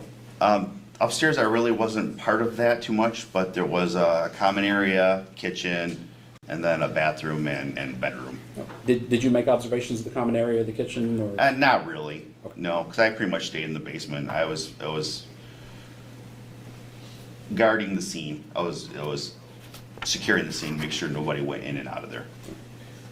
And ultimately, was a search warrant obtained for that residence? Yes. And you were tasked with what at that point? I helped search the basement. And you kept the basement area secure from people coming and going? Yes, made sure nobody came in or out. All right. And did you observe while you were down there anybody besides Timothy's body being removed, anything else being removed from the basement area? No.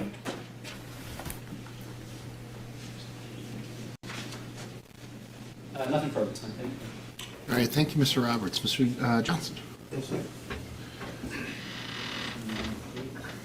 Cross-examination. Good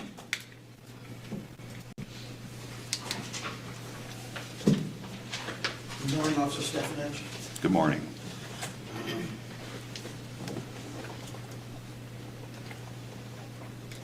You were dispatched to my client's home, is that correct? Correct. Okay. And once you arrived, was my client still performing CPR on Timothy? Not when I was there, no. Okay, but you had been informed that she had been, in fact, attempting CPR on Timothy at some point, is that correct? That's what the paramedics told me. Right, so you arrive on the scene, you're talking to, I've got the video from your chest camera. You arrive at the scene, you're talking to a paramedic, and is that when they tell you, well, when we found him, he's downstairs and she's doing the CPR and that sort of thing? Yes. Okay, and I also noticed from that chest cam, as you walk in, she's no longer in the basement, she's sitting on the front porch. Do you remember that? No. Okay. I remember she was in the stair area. There's 3 sets of stairs. I know she was in the stair area somewhere. Okay. Well, I'll ask my next question. I've got the video up and running so I can have you take a look at it if it's necessary. But let me ask this next question. May not even be necessary. But I'm wondering what my client's demeanor was when you arrived and when you spoke to her, as you've testified, correct? She appeared to be distraught. Okay. Well, let's make sure. Distraught. What is distraught? Distraught, emotional. Okay. I can't remember if she was crying, but she lost her son, so she was displaying emotions of distress and. Okay. would viewing the video allow you to remember whether or not she was crying? Sure. Okay. I don't even think you need the sound, but I have headphones in case you do. May I approach you on? You may. And this is, again, you have a chest video camera on your chest. Okay. You have cameras on your chest. Yes. Police issue, and it's running during the entire time you're in this room. Yes. Okay. May I approach you? You said I could. So, let's see if this works, officer. This is at 12:37, and I'm just going to run a few seconds so you can see.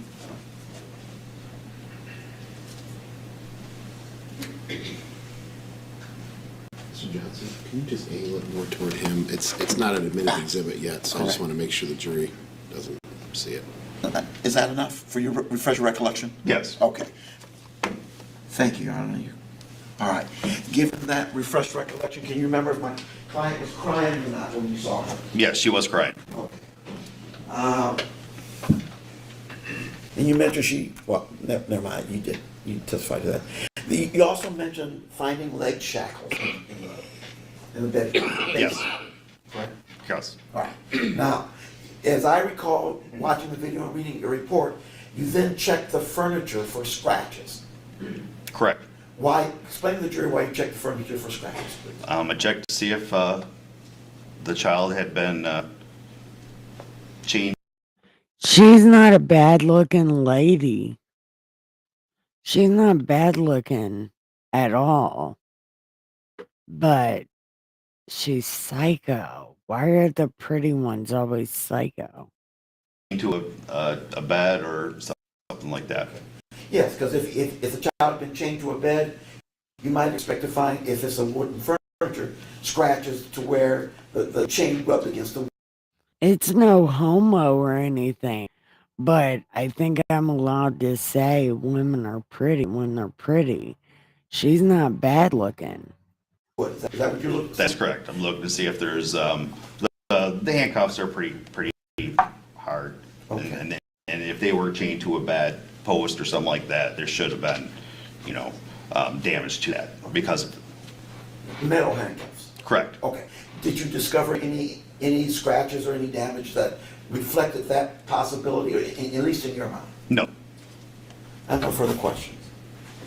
Okay, redirect. Just a couple of brief ones. Officer Stefanich, in terms of those handcuffs, you said, Mr. That was Johnson asked you, and good. you said that you checked the furniture that you could see in terms of seeing if there's any scratch marks on that, and you didn't locate any. Is that correct? Correct. You recall what material Timothy's bed was actually made of, though? It was.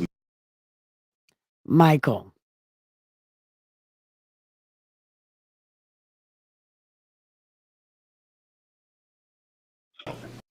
You didn't observe any scratches on that, though, did you? No. And that's all. Recross, Mr. Johnson. No, sir. Thank you. Right. Thank you, Officer Stefanich. You can stand down. Okay, thanks, sir. Thank you. May he be excused, Mr. Roberts? Or? Yes. All right. Mr. Johnson, may this witness be excused? Mr. Johnson? Your Honor, I don't require Officer Stefanich to remain on the premises, but I'd like him to remain under subpoena in case we need to recall him. Okay. Thank you. We can do that. All right, that's fine. So, Ms. Officer Stefanich, I'm assuming, we didn't discuss it, I guess, in specific. The parties agreeing to a sequestration order of witnesses, I'm assuming, Mr. Roberts? But for my investigating officers, I don't have anybody else here, Okay, Judge. all right. It's effectively a sequestration order. You don't want him to remain in the courtroom, though, correct? That's correct, Your All Honor. right, so Officer Stefanich, you're still under subpoena, so I do not want you to discuss your testimony with anyone else until release from the subpoena. Do you understand? Yes, sir. All right, you are excused. All right, Mr. Roberts, who's your next I'm witness? listening. This is Officer Peasky. Will that be a Half an hour, so if you want to take a break now. yeah, I think I was going to take a break at 10:30, Okay, but hold on. this is one of those natural breaks. So at this time, ladies and gentlemen, we will take our morning break. Mr. Weaver will. Okay.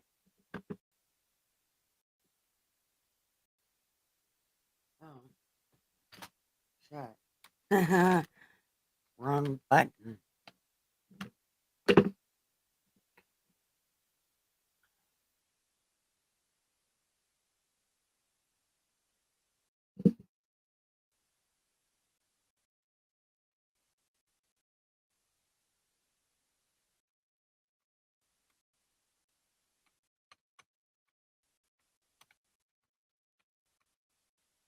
That was as fake a smile if I ever saw one. Ooh, sorry about that. It's Pepsi. I thought I was muted. Oh, shit. Okay. Jury's coming in.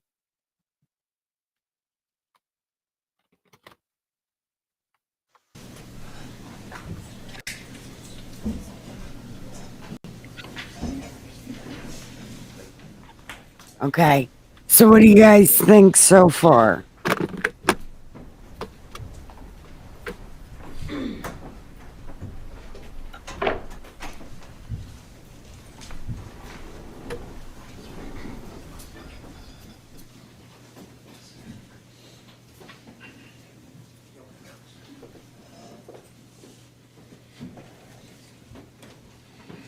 May be seated. Ms. Roberts, you can call your next witness.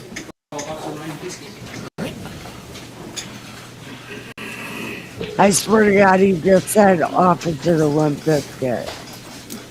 Dun, dun, dun, dun. Hey, let him come into his wrestling music. Even though he's not a wrestler. Morning, Officer Say his Peasky. name was- Good morning. Please raise your right hand. This matter now being, you swear or affirm the testimony you're about to give will be the truth, the whole truth, and nothing but the truth, so help you God. I swear. All right, you can put your hand down, grab a seat. Please state your name for the record, spelling your first name and last name. My name is Ryan Peasky. First name is Ryan, Ryan. Last name It's not a Limp Peasky, Biscuit. Thank you. Sir, could you state your occupation for the record, please? I'm a police officer with the Norton Shores Police Department. And I would like to direct your attention back to July 6th of 2022. Were you working in your capacity as a detective for the Norton Shores Police Department at that time, sir? Yes, I was. And on I more see it as kids getting justice. Like we're watching the downfall of this evil person. Can't think about it in the negative way. You gotta be like, man, this kid's getting justice. This lady sucks. And then we just talk shit. But you guys aren't talking very much. You guys are engrossed in this, which is pretty cool. that, on July 6th of 2022, were you dispatched to an address at 4788 Marshall in the city of Norton Shores, County of Muskegon, state of Michigan? That is correct. And what was the nature of the dispatch from you? Address at the time? What'd you think? What do you think about this shit?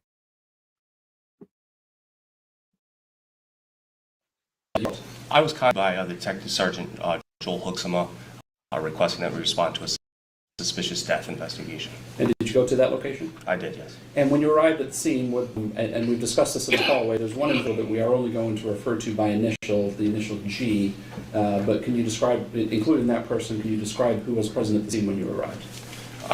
There was Approximately, you don't... Yeah, there was several police officers on scene. There was Miss Vanderark, there was G, there was Paul Ferguson, and the deceased.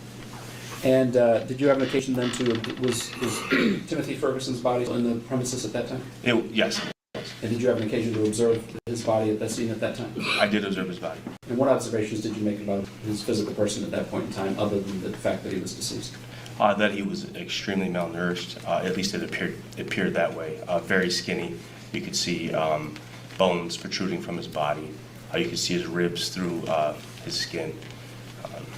And did you then observe did you take an opportunity to observe the rest of the residents? I did, yes. And so we've already had it described, Officer Stefanich as a bi-level residence, and Timothy Ferguson's body located in the lower level of that residence. Did you have an occasion to observe the rest of the level at that time? At some point during the...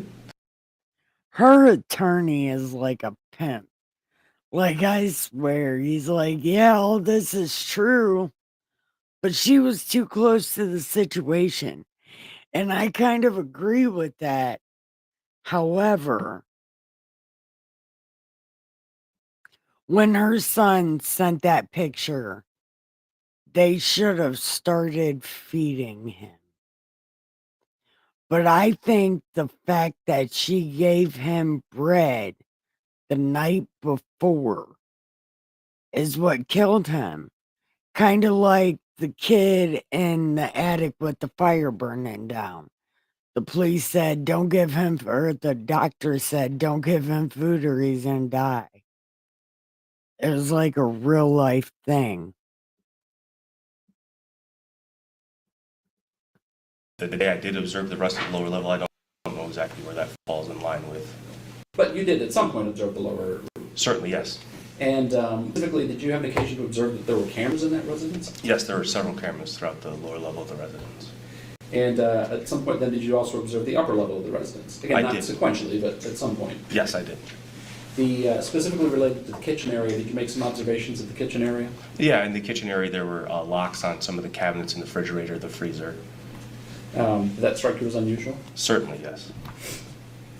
Now, ultimately, did you have an occasion then to conduct an interview with the defendant, Ms. Vanderark? I did later on that afternoon, yes. Now, for the record, could you point out Ms. Vanderark and identify what she's currently wearing if she's in the courtroom right now?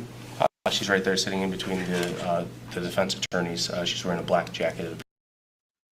Also, real quick, her husband, before he died, also gave this punishment to this little kid. And I think they took it to the extreme. That I think, I don't know, but she said the husband was doing it before. Appears dark blue. I can't tell if it's Keep your voice up just a little bit if you can. The microphone will amplify, but not too much. So if you can just keep it up, so make sure that all the jurors can hear what you're saying. So you did conduct an interview with Ms. Vanderark at some point in time, is that correct? That is correct, yes. And I would ask that the record reflect that this witness has also identified the defendant, Your Honor. Well, Specifically, I want No, to we direct some didn't. portions of that. And you, at the time that you talked to Ms. Vanderark, did you already had an occasion to observe what you just described in terms of the kitchen area with locks on the freezer and the refrigerator? Yes, I observed those things prior to speaking with her. And did you ask her about those? I did ask her about those. And did she indicate to you what Timothy's connection was to the locks on the freezer and the refrigerator and any Yeah. other access to food? She indicated that those locks were to prevent him from sneaking food or snacking on food that he wasn't supposed to have. That there was a pantry that was open that he had access to, but he did not have a key to those locks. But specifically, did she indicate that there was a pantry that did not have any type of lock on it? Yes, And did you observe that pantry? I don't recall the pantry specifically, but So as it related to Timothy's access, he did not have access. She indicated to you he did not have access to the refrigerator or to the freezer. that is correct, yes. And did you talk to Ms. Vanderark about the circumstances leading up to Timothy going on any type of hunger strike? Yeah, she had indicated that he had a hunger strike that he went Yes, you're absolutely right. And I don't even know why I said anything about the dad. But if he was given this punishment before, she probably just kept it going. It's something that I'm thinking. And I think she didn't notice because she was too close to the situation. But when Paul sent that picture, they should have quit right then. They should have quit right then. in January, starting after January 3rd, that lasted maybe 18 to 19 days. And then an additional hunger strike that approximately 2 weeks prior to us being at the home. So, and you're there in July, so she's talking about two separate incidents where he stopped eating, is that right? That is correct. The first one occurring in January, the second one occurring leading up to Timothy's death. Yes. And the January hunger strike, did you later come to learn that there was we'll call it what it is, a traumatic event where an individual had a stroke and was out of the home at that point in time? Yeah, at that time, Adam Vanderark had a stroke and could no longer live at the home. So I believe that stroke happened on January 3rd, and this happened shortly thereafter. So Timothy's first hunger strike, she's indicating to you took place. I'm purposely not answering that question. It's probably, again, I think it was something about um the disorder that boys get when their mother leaves them, comes back and leaves them again. My son has that disorder and it makes them eat religiously eat everything.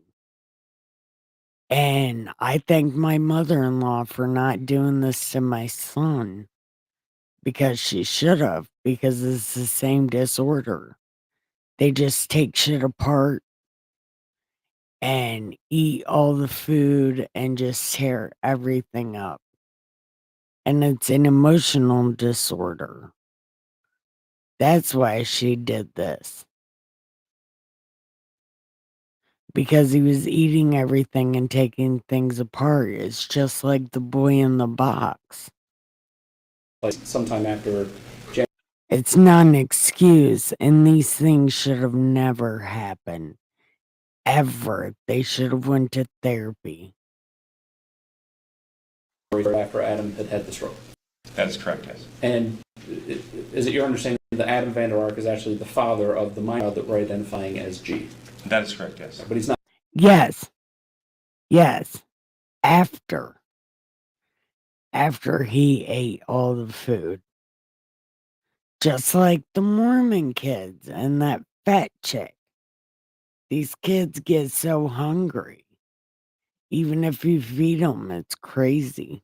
But my son had this disorder. They grow out of it.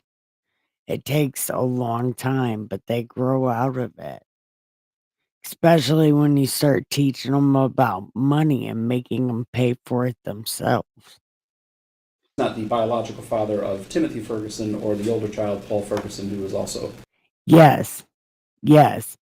But really, when they get a certain age, you got to start making them buy their own stuff. And then they quit. That's also correct, yes. So she's talking about the hunger strike, talking about the second hunger strike now that she's referring to leading up to Timothy's death. Did she indicate to you at any point in time prior to his death that she realized how serious it was getting and tried to get him to eat? So she had indicated that not until the night prior to his death, that at that time she realized how bad it was. She had threatened to take him to the ER if he didn't eat, that he ate a piece of toast with some butter on it, or at least she saw him take a few bites of it, and then she walked away, and that he said he was done eating it. Yeah, I understand. You have a lot of bullshit around you also. So I get it. I get it. But what she did to this boy has everything to do with that disorder. She just went too far. Downstairs for the night. And so did she indicate how it was that he went downstairs or what happened when he went downstairs to go to bed for that night? That he went downstairs on his own, that she had told him good night, but he did not come back upstairs to say good night to her, that she walked down to the bottom of those stairs and said, asked for a hug, and that he had refused to give her a hug at that time. So this is the night before he is deceased, is that right? That is correct, yes. Now, did she indicate to you what happened in the morning when Timothy was discovered? She indicated that she heard a thud in the night, that it was Timothy falling out of his bunk bed, that it happened sometime sometime in an hour that was ended with a 30, like for example 5:30. She said that she had originally thought it was 5:30, but that she had been told Ricky. that it couldn't have been 5:30 because Timothy was already deceased at that time. So she then hears this, she goes downstairs to check on him, and finds that he's not breathing. I just said my son's grandma did a good job either. I'm saying what this woman did has everything to do with this disorder.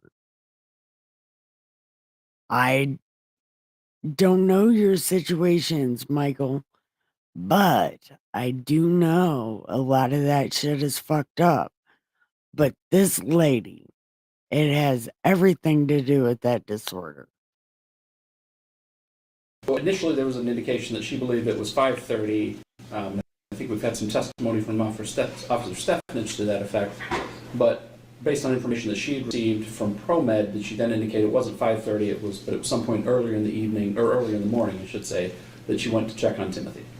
Can I correct myself? I just said that she had found him not breathing. At that time, she didn't, he was, according to her, still breathing at that time. Right, and That was that's a mistake kind I of made. what we were getting at, is that at some point in the night, at some point in the morning, again, at the same mistake, at some point that morning, she checked on him because he had fallen out of bed. Yes. And he was responsive at that point in time, is that correct? That's what she said, yes. Right, and by the time she was talking to you, the 5:30 had been essentially disproven because of information she'd gotten from ProMed. Yes, there is no excuse. She could have got therapy. She works at the fucking court office. The court office does nothing but hand out therapy, referrals. So she could have done something, and she could have gone to welfare and they would have got all that boy shit. She could have called the hospital and got his shit. She refused to do all that because she was lazy. She said she worked all the time, and she might have, but she's lazy when it comes to her kids. About how long Timothy had been deceased, but she relayed to you it was some. And Red Feather, just wait till she testifies. We're going to end after this, but just wait till she testifies. Some time ending in the 30. That is correct, yes. But he was alive and responsive at that point in time. Yes, sir. And did she then indicate what happened Just wait.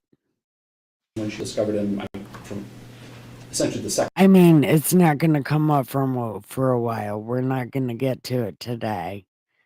But just wait. And don't cheat and watch it. We got to watch it together so we can talk so much shit because you're going to have so much to say. Yeah, so then the second time, she had called for him in the morning. She had woke up, got ready for work, called for him. He didn't answer. I have two therapists. I have a sexy ass black lady and a chunky white lady that looks like she could be Mormon, but she was raised in an Amish town.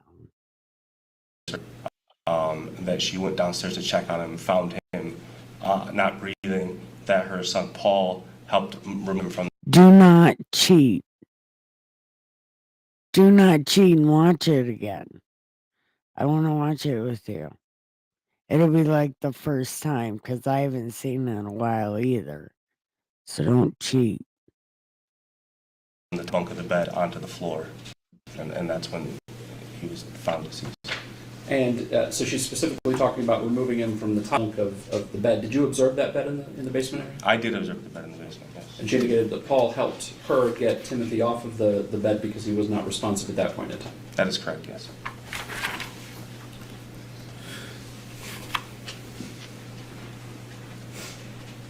Did you ever ask her if she had any photographs on her phone of Timothy from January, the time of the stroke? I know, but that was a while ago. I'm talking about don't watch it today or tomorrow.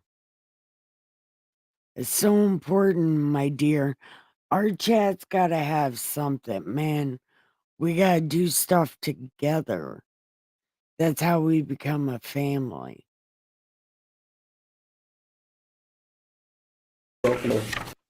And we are a family of wolves. Well, actually, we're sheep, but we're not telling anybody because we're tough as fuck. So Yeah, I had asked her if she had photographs on her phone. She said that she would have photographs of the other kids, but not of Timothy after that January 3rd date. But she did have photos of the other boy. Yeah, but that was a long time ago before I knew her.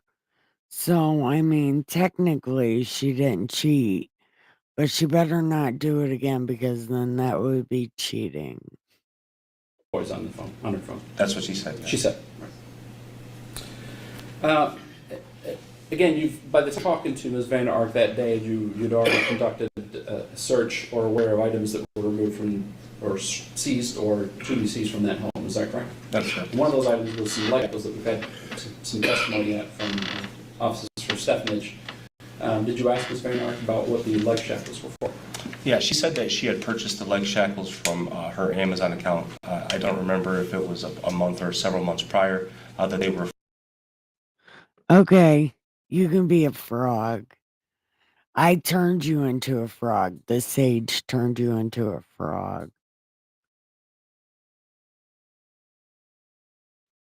Okay, but you have a wolf costume on. That's the only way you can get in. We fit in to get in. And the world is full of wolves, so we fit in to get in. For her son Paul to use on a TikTok video, and that it didn't involve any use on any human being, that it was for Legos or something along the lines of that. Okay, but the leg shackles she indicated to you were for Paul. Correct. For a TikTok video. At that point in time, we were also aware that there was a closet. That's true love, Feather. Basement area that had some type of alarm on it, or some type of sensor on It's okay. You be whatever you want. But in here, I threw a wolf costume on you. So, again, I'm a sage. And this gray hair is killing my head. Have you guys seen it? You should have seen it. I'll show you. My wig. Hold on. There.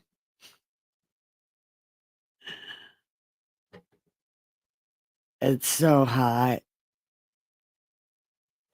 I want to take it off. But I'm dressed like a witch. I'm in all black. But so I was a gray-haired sage today. But we're going back to watching the show. the door, indicating if somebody was moving in and out of that closet. Yes, yep. I asked her about the alarm on the closet. She told me that she had some sewing equipment that was in that closet that she didn't want anybody to have access to. Because the world is full of wolves. So we fit in to get in. Look, we are all weird ass black sheep. You can be like the people that pretend they're girls when they're boys and stuff here in the party pen, I suppose. But you shouldn't do that pronoun shit. We are all weird ass black sheep dressed like wolves because we fit in to get in. That's the only way we can get in and fit in the world. For sewing equipment. For sewing equipment. Did you observe any sewing equipment in the basement? There was sewing equipment in the basement, but it was in the open area of the basement landing, which is where Timothy's bed was also. You better not. So the sewing equipment was not in the closet. I swear to God. On the door. If you're like, her statement to you being because the sewing equipment, that's what the alarms were for. Yeah, the sewing equipment was not in the closet where the alarm was. Did you have an occasion to actually go into that small closet area? Yes. And what observations did you make about that closet area? In that closet area, there was a blue tarp that was laid out on the floor, that it smelled like urine and feces. And that's essentially it. You already referenced the fact that there were multiple cameras inside the home. Did you ask Ms. Vanderark what the purpose of those cameras were? Yeah, I did ask about the cameras. She indicated that they were for G to watch him because he had been stripping down. oh, Ricky, I can turn you into a donkey So the cameras were to, if you want, for- but you gotta wear for the G, wolf because he costume. would strip naked and walk around. Yes. Did she offer any explanation as to how having a Ricky's a camera would donkey. stop somebody from walking around naked? Not that it would stop, but that she could tell that it was happening so that she could address it. Because he's a As part of dumbass. that, then, did she relate to you, or did you come to understand that those cameras allowed her to communicate through the camera and something? Yes, she said that she was able to communicate, like two-way communication was actually available through the cameras, or some of the cameras, in which she could talk and also be heard, and that she could hear what was happening.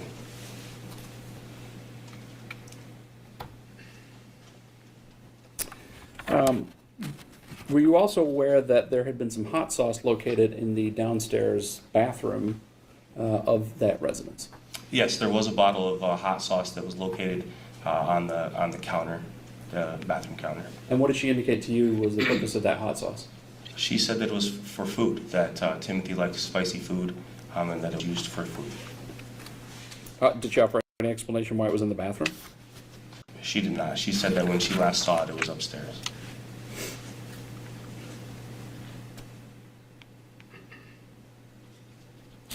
Did you, getting back to the shackles for just a moment, did you ask her if she ever used those shackles to restrain Timothy in any way? Yeah, she indicated that she had not ever used those shackles to restrain Timothy.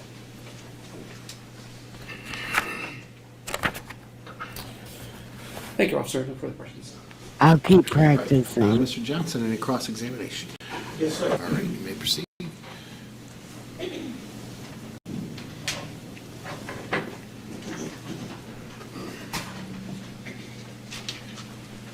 Officer Pierce, good morning. Good morning, sir. Sir, I love you, also Nolly. conduct an interview later with Paul Ferguson. I love you, Nolly. Give the pillow some head and the sheets some ass. Sweet dreams.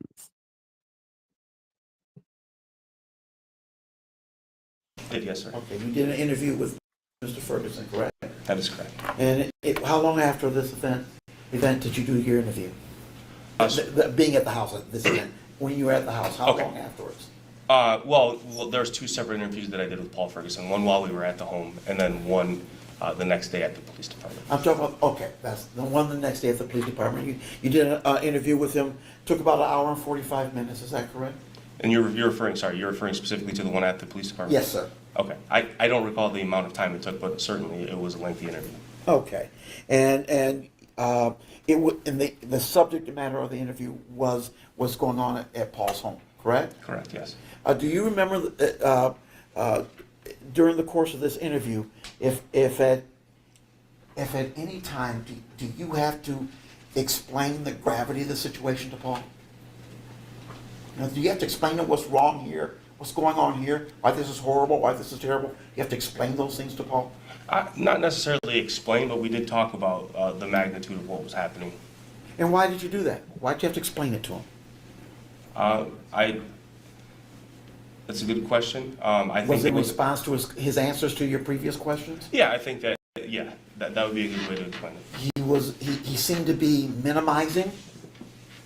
Would you say that? Minimizing how big a deal this was? Would you agree with that? Yeah, I certainly think that would be the case. Would you agree that he seemed to be protecting his mother? Certainly, I agree with that also. Okay. And during the course of your interview, did you feel the need during the course of this interview Look at this to, cop. for lack of a better term, have a come to Jesus moment with Paul, explaining what's going on here, how serious it is?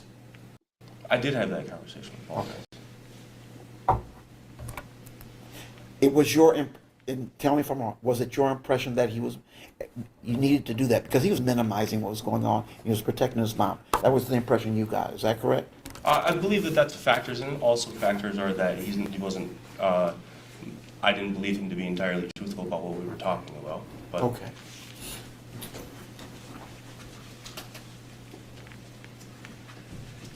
This No further cop's questions, thank you. trying so hard not Mr. to Johnson, can you laugh redirect Mr. Roberts? because he's uncomfortable. Of course, this lawyer doesn't talk.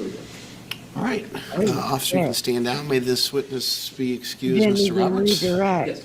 Mr. Johnson? Your Honor, my apologies. If I may, I've got a couple questions, if I may ask them. Okay, any objection, Mr. Roberts? Okay, go ahead, Mr. Johnson. Mr. Roberts, do we know which proposal these two are?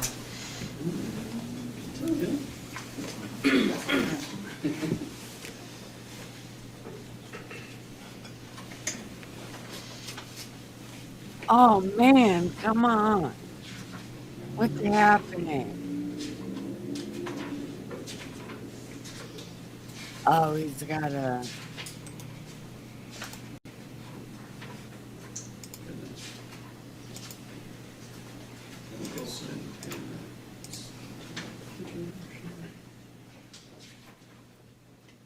Just those two? Yes, sir. All right, it's going to be.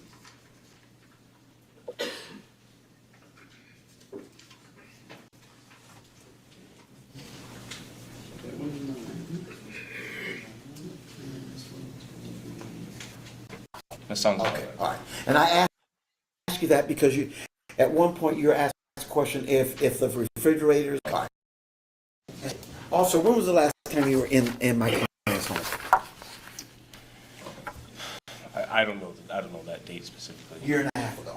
That sounds Okay. okay. And I ask you that because you, at one point, you were asked a question if the refrigerators and the freezer and the cabinets had security locks on them. Do you remember that question? I do remember that question. Yes. And you recall, as I recall, your answer was yes, they did.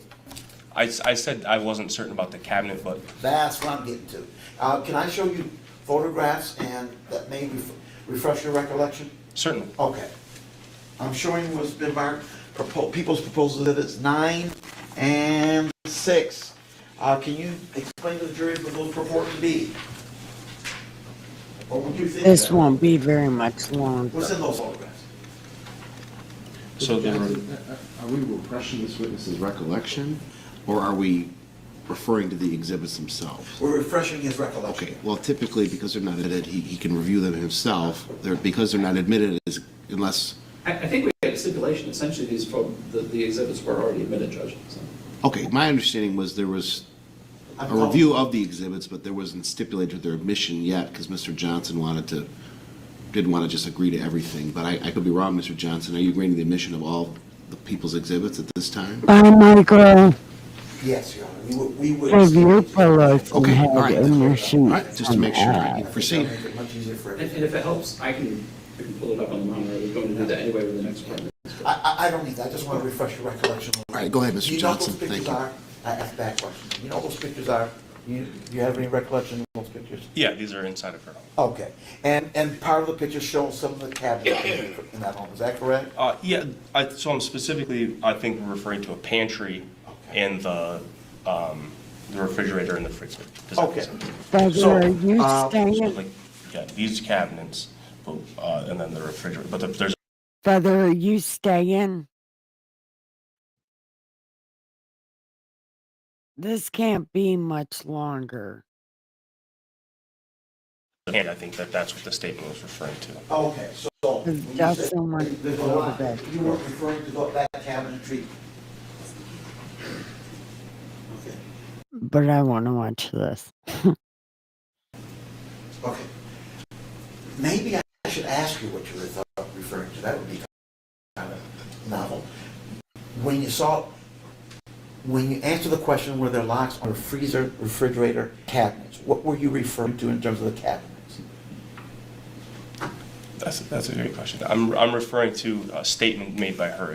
Am I off based on what I'm talking about? Okay. I'm looking at. I asked her about the locks. She says, All right. so I'm referring to what her statement was. And so, having gone through all this whole exercise, the bottom line is you're not sure about the cabinets, the pantry being locked. Is that what you're saying? What I can say with certainty is that there are cabinets that were unlocked. The pantry, I don't recall if there was a lock or not on the pantry.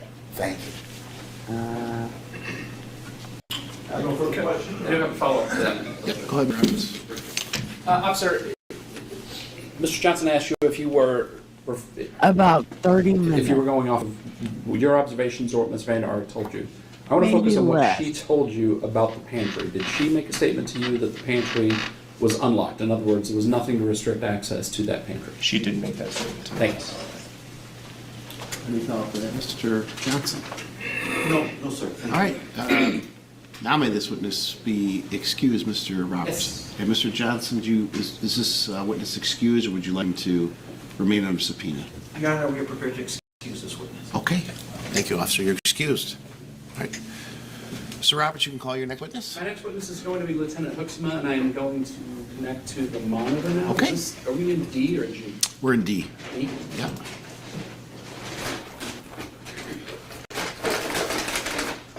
Oh, God. Oh, this is going to be so loud. Oh, I'm turning the volume Once we down. connect, I don't. Fucking this bag. Okay. It's All right. connecting right now. So Oh, is it? Oh. If you want to angle it, I can probably come up. If you want to angle the TV now, I'll hook him up when he gets in. So, okay. Raise your right hand. In this matter now pending, you swear or affirm the testimony you're about to give will be the truth, the whole truth, and nothing but the truth, so help you God. I do. All right, put your hand down, grab a seat. Please state your name for the record, spelling your first name and last name. Lieutenant Joel Hooksema, Joelhoeksema. Can the members of the jury see that okay? Would it help if we dim the lights at all, or Dimming the lights a little bit. dim the lights a little bit? Can we do that, Mr. Weaver? There, that's good. Better? Yeah. Okay. All right, go ahead, Mr. Roberts. Technology is actually working. Let's done as quickly as we can. Sir, could you state your occupation for the record, please? I'm a patrol lieutenant with the City of Norton Shores Police Department. Well, He was sworn. I'll sit here and Yes, he was. I want to make sure. Can you see it at the exhibit on the Yes, monitor? yep, it's working, thank you. You're welcome. Lieutenant, I want to direct your attention back to July 6th of 2022. Were you working in your capacity at that Okay. I'll stay and keep you company while you're doing your laundry. time Detective Sergeant for the Police Department? I was. And as Detective Sergeant, were you essentially the officer or the detective in charge of this investigation? I was. Your role as Detective Sergeant, is that the head of the other detectives assigned to the Norton Shores Police Department? Correct. And since that time, you've been promoted actually to the rank of lieutenant, is that correct? That's correct. So again, working back to July 6th of 2022, did you become involved in the investigation into the events that had taken place at 4788 Marshall Road in the city of Norton Shores, County of Muskegon, state of Michigan? I did. And did you actually go to that location? I did. All right, we're going to go through some photographs for the jury. For the record, these have already been stipulated to as People's Exhibits 1 through 32. They're sequential. The physical copies for the jury have the exhibit numbers on them.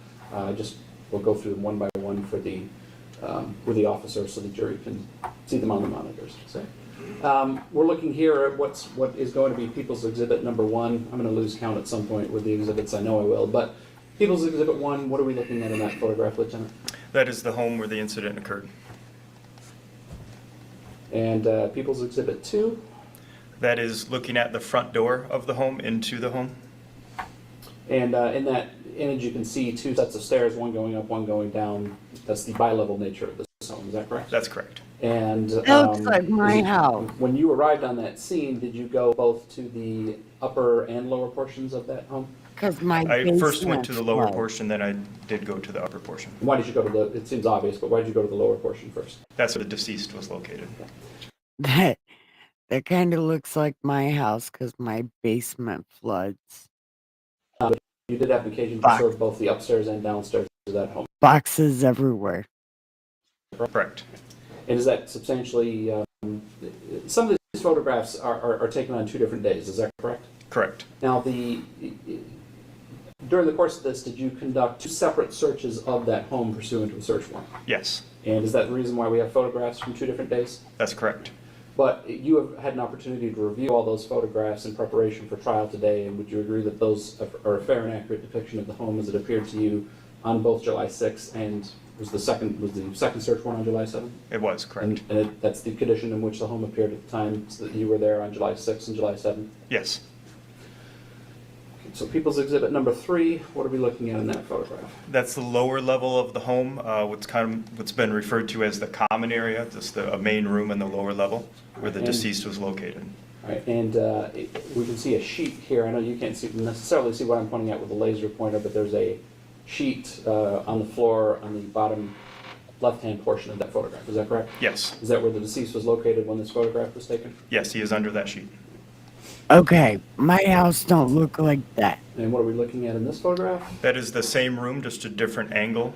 You can still see the deceased underneath that sheet, showing the general appearance of the room. And the sheet right here, that's the sheet covering the deceased, and is this after the home is searched, or is this the condition it was in when you first observed it?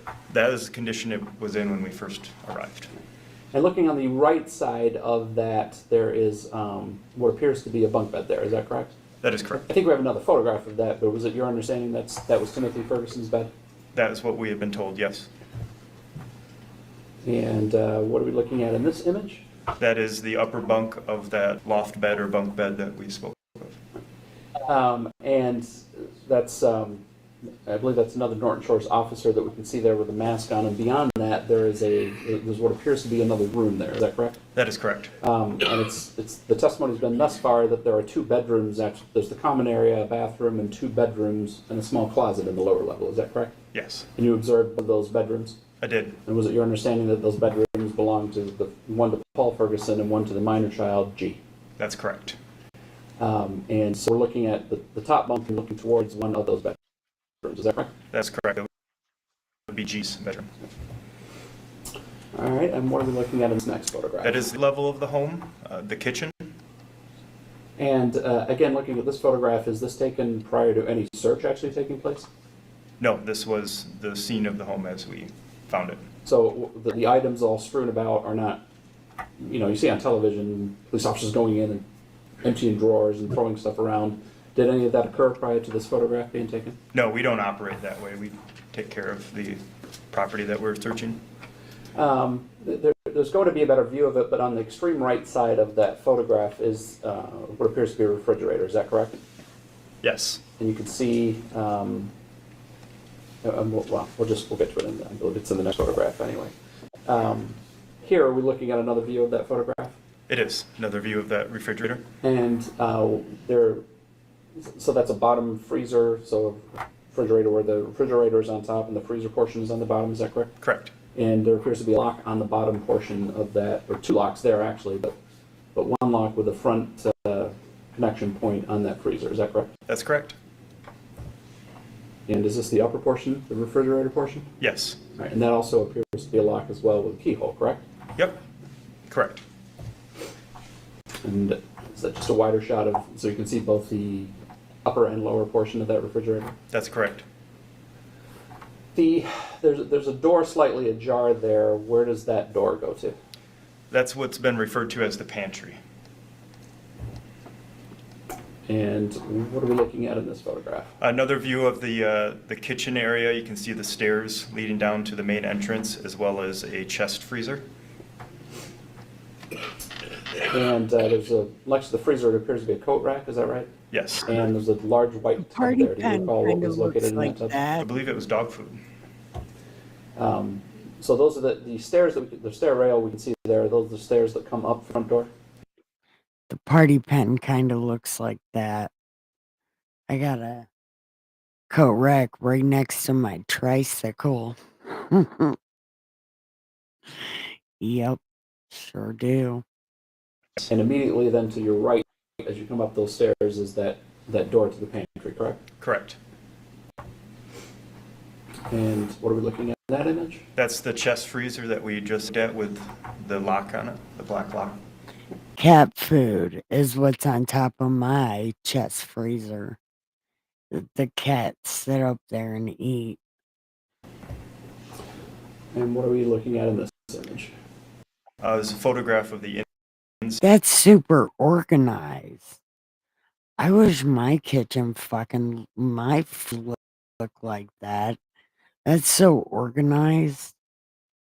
refrigerator and portions of the freezer. And Feather, is your fridge that organized? I fucking wish mine was that organized. Is yours? accounts, it looks like there's quite a healthy amount of food contained in that portion of the refrigerator. Would that be fair to say? Absolutely.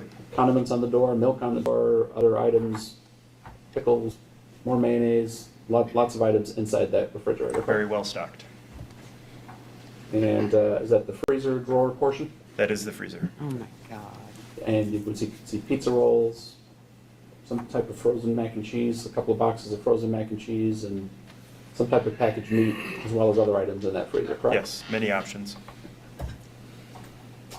And what are we looking at in this? That's the inside of the chest freezer, showing all the food available in there. So there's some frozen chicken, there's some desserts in there, there's some bread, all Yes. visible in that image. Correct. And again, this and the refrigerator and the freezer all had locks on them, correct? Correct. And what are we looking at in this image? That's that closet pantry door that was just to the right of the refrigerator near the stairs, and the inside of the pantry area. And again, there's more food items in there. There's canned soup, cereal, multiple items inside that location. Is that correct? That's correct. Man. I think we're back downstairs now. So can you tell the jury what we're looking at in this image? This is the first search warrant at the home. Aw, those tiny fridges fucking suck. I got well, I mean, it's a regular size refrigerator, but it is very small also. Very skinny. The right of the screen, you can see the bunk bed that was designated as the deceased bunk bed, and the small room door, the closet under the stairs. And at the very top right portion of that door, can you describe to the jury what we're looking at there? On the top right of the door is an alarm, which Motion appears to me to be activated whenever that door Motion detector. This bullshit. opened. We have a close-up of that in the next image. That's the alarm sensor? Correct. You can see the one sensor My fridge looks like a fucking tornado went through there. part of the door jamb and the other sensor part on the door. So when the door is opened, it would trigger. Now, let's talk for just a moment, because you referenced it just a moment ago. You said these photographs specifically, these two exhibits were taken during the execution of the first search warrant at the home. Is that correct? Correct. So that was the search warrant that was executed on July 6th, correct? That is correct. That's the date that Timothy Ferguson's body was located in the home. Correct. And following the conclusion of the execution of the search warrant and all the interviews that were taking place, was Ms. Vanderark placed in custody at that point in time? She was not. Was she free to remain in the home the night of July 6th leading into July 7th? She was. And what are we looking at in this next photograph? That is the inside of the small room. And you refer to it as a small room. Is that, throughout the course of this investigation, did you come to recognize that as being referred to as the small room by Ms. Vanderark as well as Paul Ferguson? That is correct. And there's a tarp in there and a box in there. Was anything else located in this room? That was it, just the tarp and that box. And what was the overall physical condition of that room based on your observations at the time that you were there? When we opened the door to that room, there was an overpowering odor of urine. Very offensive smell coming from that room. And is this just another view of that looking down at the tarp that you'd referred to? Correct. And what are we looking at with this image here? That is a view from the inside of the door for the small room. The door is open, and that is what would be on the inside of the room. And it appears that there's a crack in the door, is that correct? It does. This next image is that the other side of that door? Correct. That would be the opposite side of the door, also noting the damage to the door, the crack. Now, this next photograph appears to be the same area that appears in the earlier exhibit. Is that correct? Yes. But what's different? It's obvious, but what's different about this photograph than the earlier photograph? The alarm for the door is missing. And when was this photograph taken? This photograph was taken on the July the 7th when we executed the second search warrant the next day. So this was taken after Ms. Vanderark was allowed to remain in the home the night after the execution of the first search warrant, correct? That's correct. And when you go back for the search warrant on the second day, the alarm that you had previously observed has been removed from the door. That is correct. And you photographed it for that reason. Yes, I recognized that it was missing, so I photographed it. And then working backwards, is this that same door, but just showing it without the alarm and on the second day when you went back? That is correct. And what are we looking at in this image? That is a view of the bathroom on the lower level. And specifically on that countertop there, on the bathroom counter, there appears to be some type of camera. Is that right? Yes, there is. And you've heard Officer Steffanich's testimony earlier today about a camera that appeared to be motion activated or following when he was in the bathroom. Is that correct? That's correct. Is that camera? It is. And what are we looking at there? I had stepped further into the bathroom and took that photograph, so the vanity to the left side looking into the toilet shower area. And Officer Steffanich noted, and you can see in that photograph, is there a shower curtain on that shower? There is no shower curtain.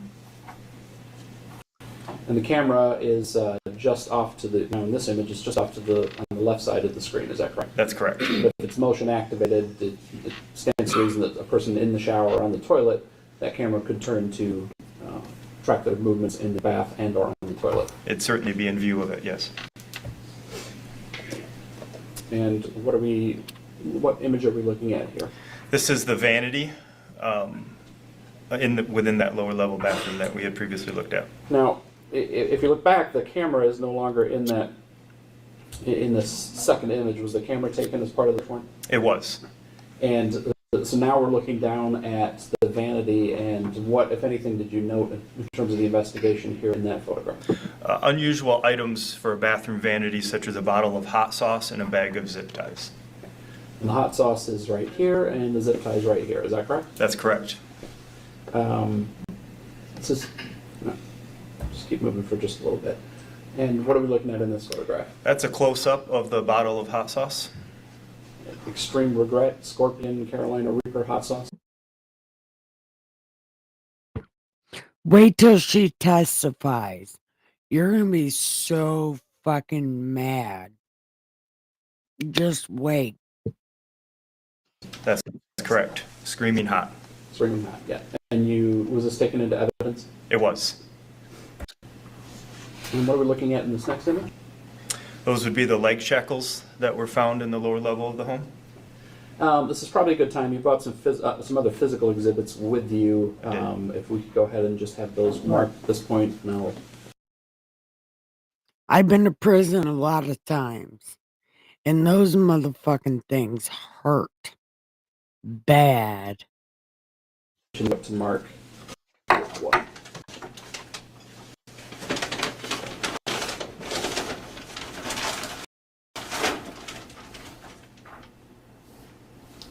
What items would you like out? Let's start with the hot sauce.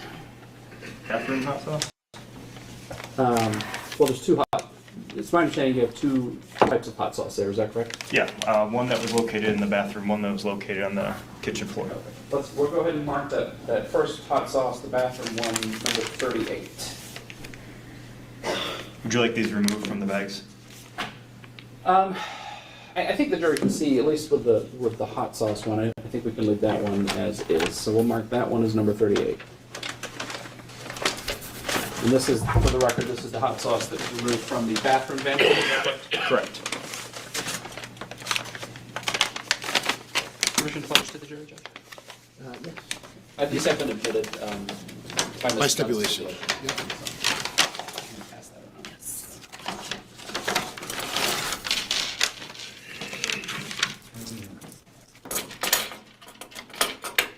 Okay, now this next item are shackles.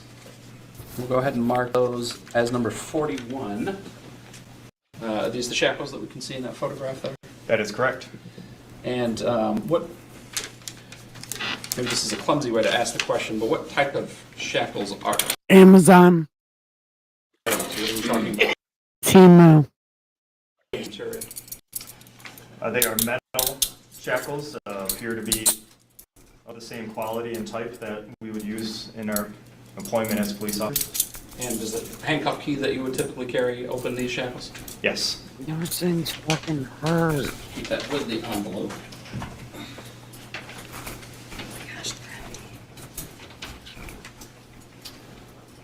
All right, what else do we have?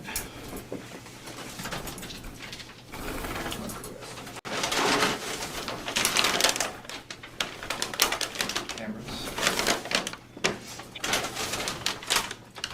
Hot sauce. This is the second bottle of hot sauce recovered from the residence? Correct. This is the hot sauce that was located on the floor of the kitchen. These bags are so aggravating.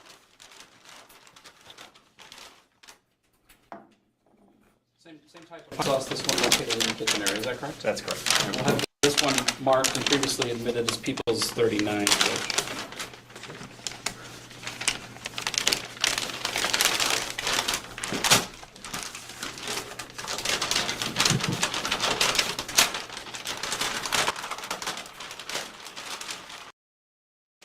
Zip ties.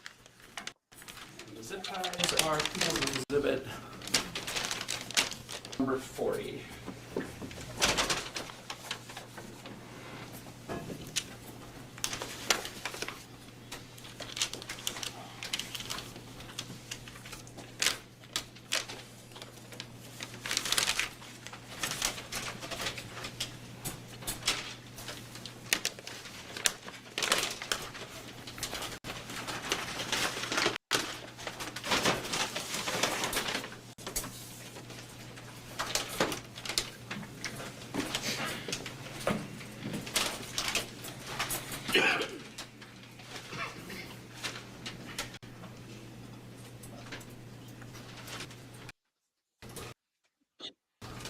That guy is so bored.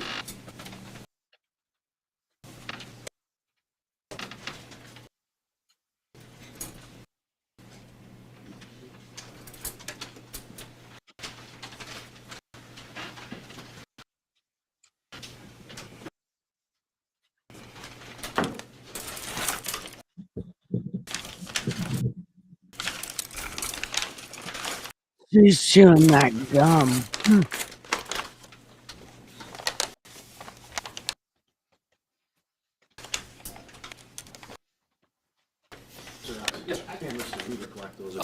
I think we're just about done. I just wanted to make sure everybody had an opportunity to look at those before we move to the... Just do more, but it's not... It's gonna run. I never have not before we moved on with such.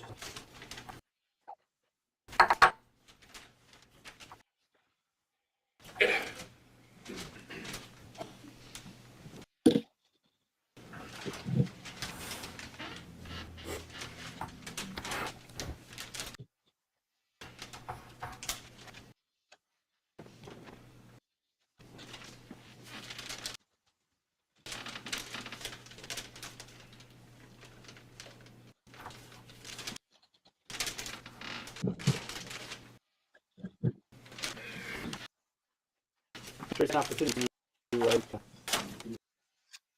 observe all those in just a moment.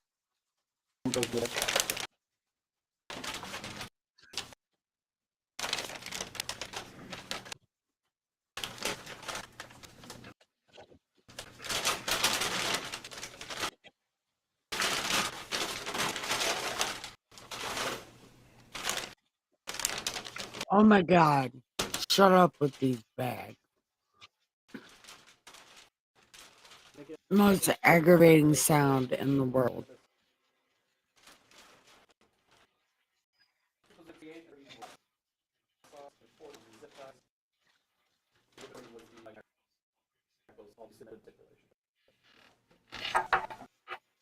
Moving on with our exhibits here and photographs, what are we looking at in this photograph? So that is still in that large common room in the basement of the home, or the lower level of the home, kind of a knee wall there, and you can see a camera sitting on top of a software box, it appears. And it was that projecting out to some area in the Yeah, common area? that specific camera was looking at the area of Timothy's bunk bed and the door to the small room. And this next image? Those are some keys that were found in the home. This shit. And there's a number of remote controls attached to those. What do those appear to be? It was my understanding that those remote controls could activate the sensor alarms that were on the doors. And this next image? That's an ice maker that was in the kitchen countertop. And the next image there? Same ice maker, just full of ice. I had one of those. Now, Detective, or excuse me, Lieutenant, at some point, at some point there were some cell phones seized from the residence, is that correct? That is correct. Including a cell phone belonging to Ms. Vanderark. That is correct. And did you have an opportunity, as part of the investigation, did the Norton Shores Police Department perform an extraction of that cell phone? Yes. And it seems obvious, but what is the purpose of extracting information from that cell phone? Often cell phones can contain evidence of a crime that we're investigating. Your Honor, for this next portion, we've discussed already that Lieutenant Hooksma and Detective Alm will be reading a portion of the text messages. So I think we're prepared to do that at this point in time. This will be the record. This is going to be previously stipulated to being admitted as People's Exhibit number 36, and this is an excerpt of those text messages. And you've had an opportunity to review those text messages, is that correct? I have.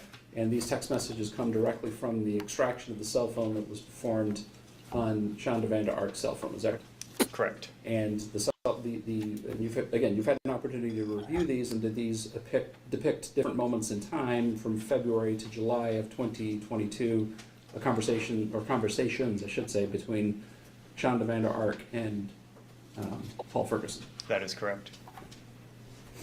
So we need one more chair up there, actually, is what we're going to need. Mr. Roberts, so Yes, sir. Detective Hooksma is going to be playing the part of the defendant, I believe you said, or is it? No, actually, Detective Alm will be reading the defendant's portion, and Lieutenant Hooksma will be reading Paul Ferguson's. Paul Ferguson, okay, Portion. all right. Oh, wow. All right, we just need a chair. I got an extra one, I think. Wow. We're going to have a whole play. Feather, are you ready for this play? We're going to be on Broadway.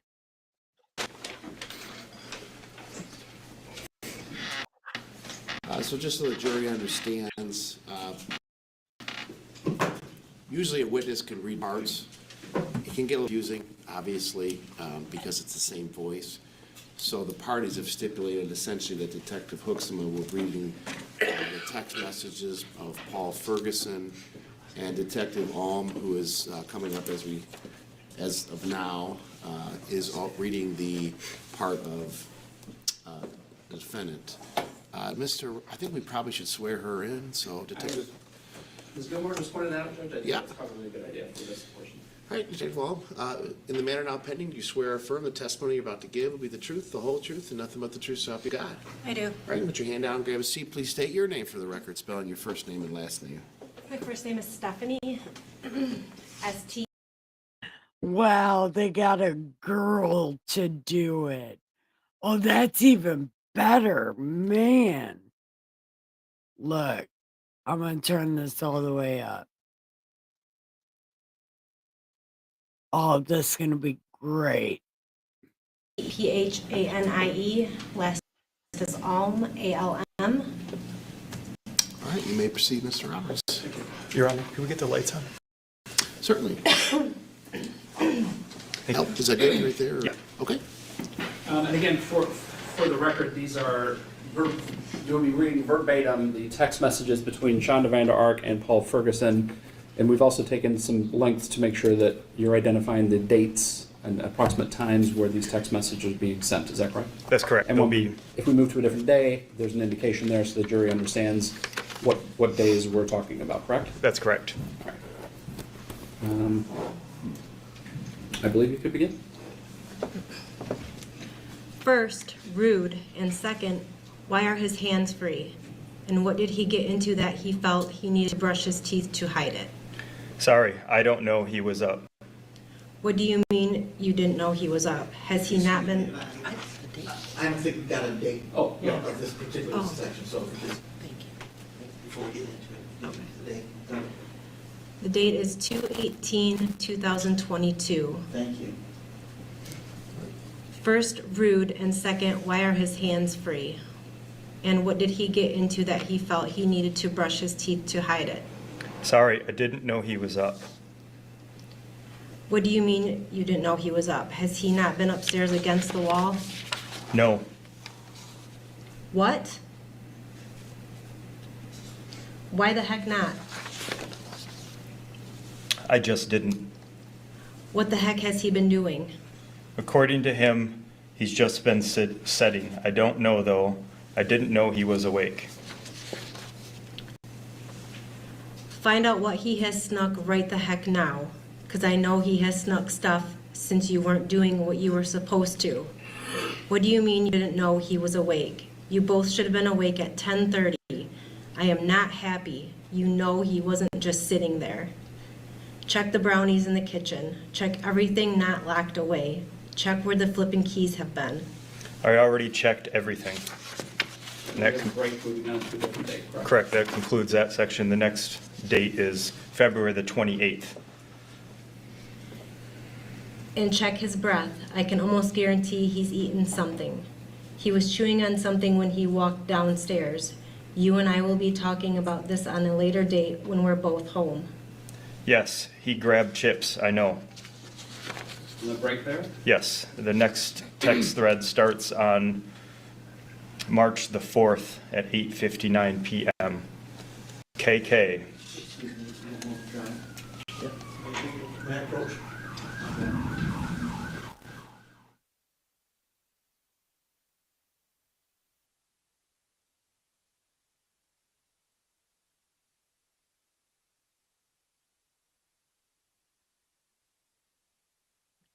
Sidebar number 1.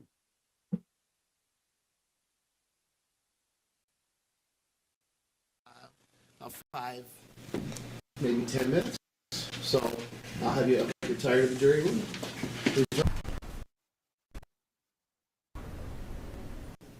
Our report indicated, Mr. Johnson indicated there's client was suffering some distress, specifically panic attack, and he asked for 5 minutes of stress. Sidebar with the court indicated, Mr. Johnson indicated there's client was suffering some distress, specifically panic attack, and he asked for 5 minutes. I think that's reasonable. So at this point in time, court is going to take a brief recess. Mr. Johnson, just please let the bailiff know when your client is.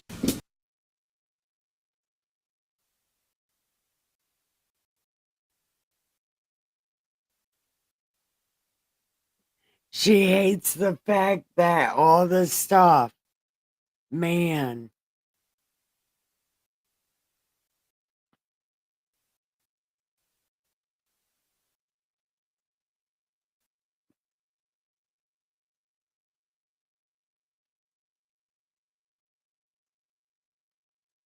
I think it might be.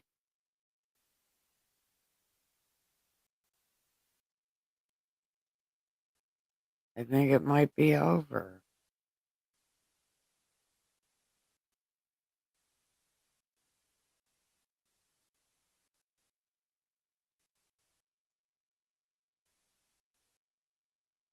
All right. Oh, they were talking. I seen them talking.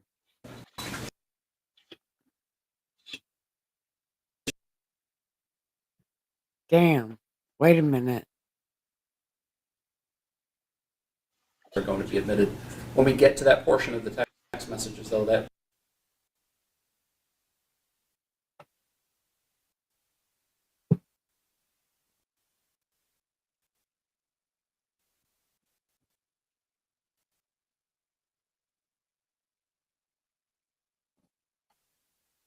Damn it.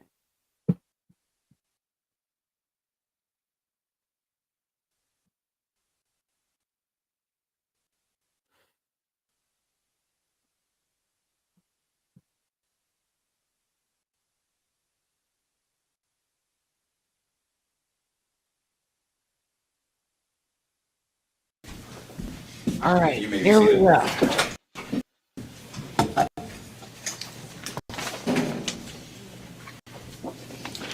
We're back in the record in 23110 People State of Michigan versus Shanda Vanderark. Mr. Johnson, is your client well enough to proceed at this time? I believe so, yes, Your Honor. Okay. Anything before we bring the jury out, Mr. Roberts? go ahead. Where do you want to restart, I guess? They were in the middle of their testimony, and I don't know what part got interrupted, so I think we were on the third date, I thought. third of March. I've got it, there on, the pages are sequential because of the Oh. printout. They're not sequential in what they're reading because there's some gaps. I have them on page 4227. Okay, Was that thank you. sound accurate to you, mister? That's fine with me. Okay, anything else before we bring the jury out? Mr. Roberts? Yes, I do anticipate at some point there's, and we'll probably get to that point right before lunch, and it's a logical stopping point. It's a couple of days ahead in the testimony, but there's an image that gets sent to Ms. Vanderark. Okay. We discussed this previously. This is an image of Mr. Ferguson when he's alive. Okay. But it was sent to her to demonstrate the concerns that Paul Ferguson had about his condition. And I do intend to project that so the jury can see that there's a photograph associated with those particular text messages. So I would ask to reconnect to the monitors, and those photographs are going to be admitted. When we get that portion of the text messages, though, that presents itself as a likely stopping point for the lunch break. It'll probably take about 15, 20 minutes to get to that point. Okay, so we're going to, your intention is to put the image on the screen Yes, Uh-oh.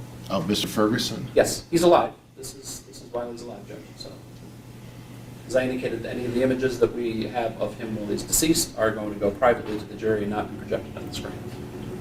Wow.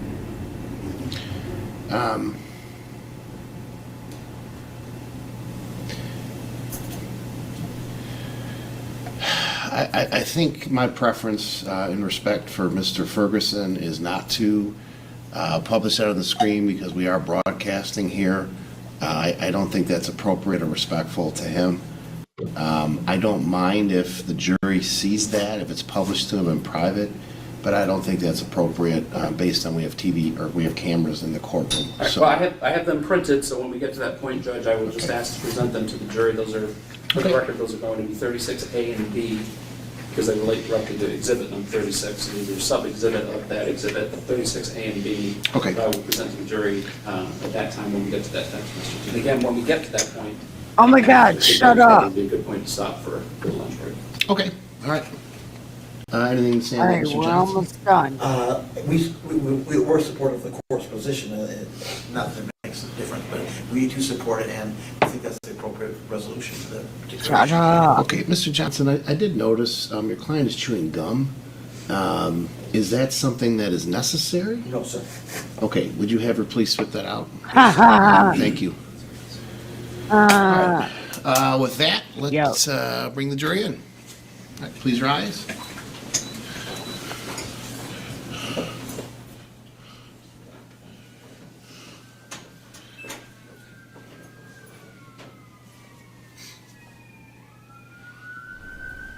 Is that them or my house? That has to be them.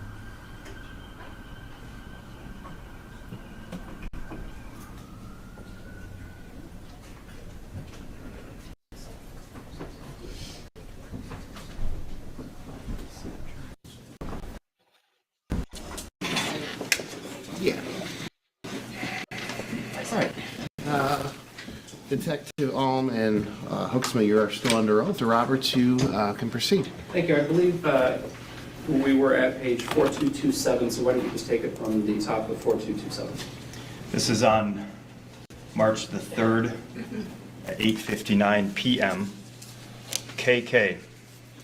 So how has he been disobedient? He just won't listen or does something I didn't tell him he could. He just tried claiming his zip cuffs were too tight when I didn't even tighten them to where there's no room for his wrists. Leave them as they are, and I will check them when I get home, and you can tell him that.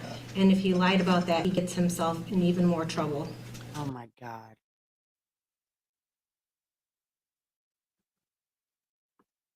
All right, what the fuck just happened?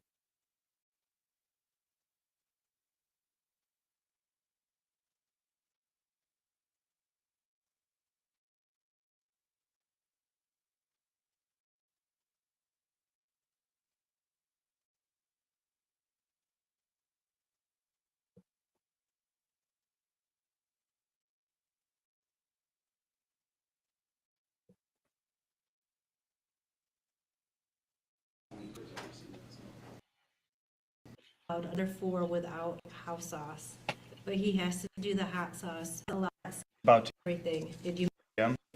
more? And you are fine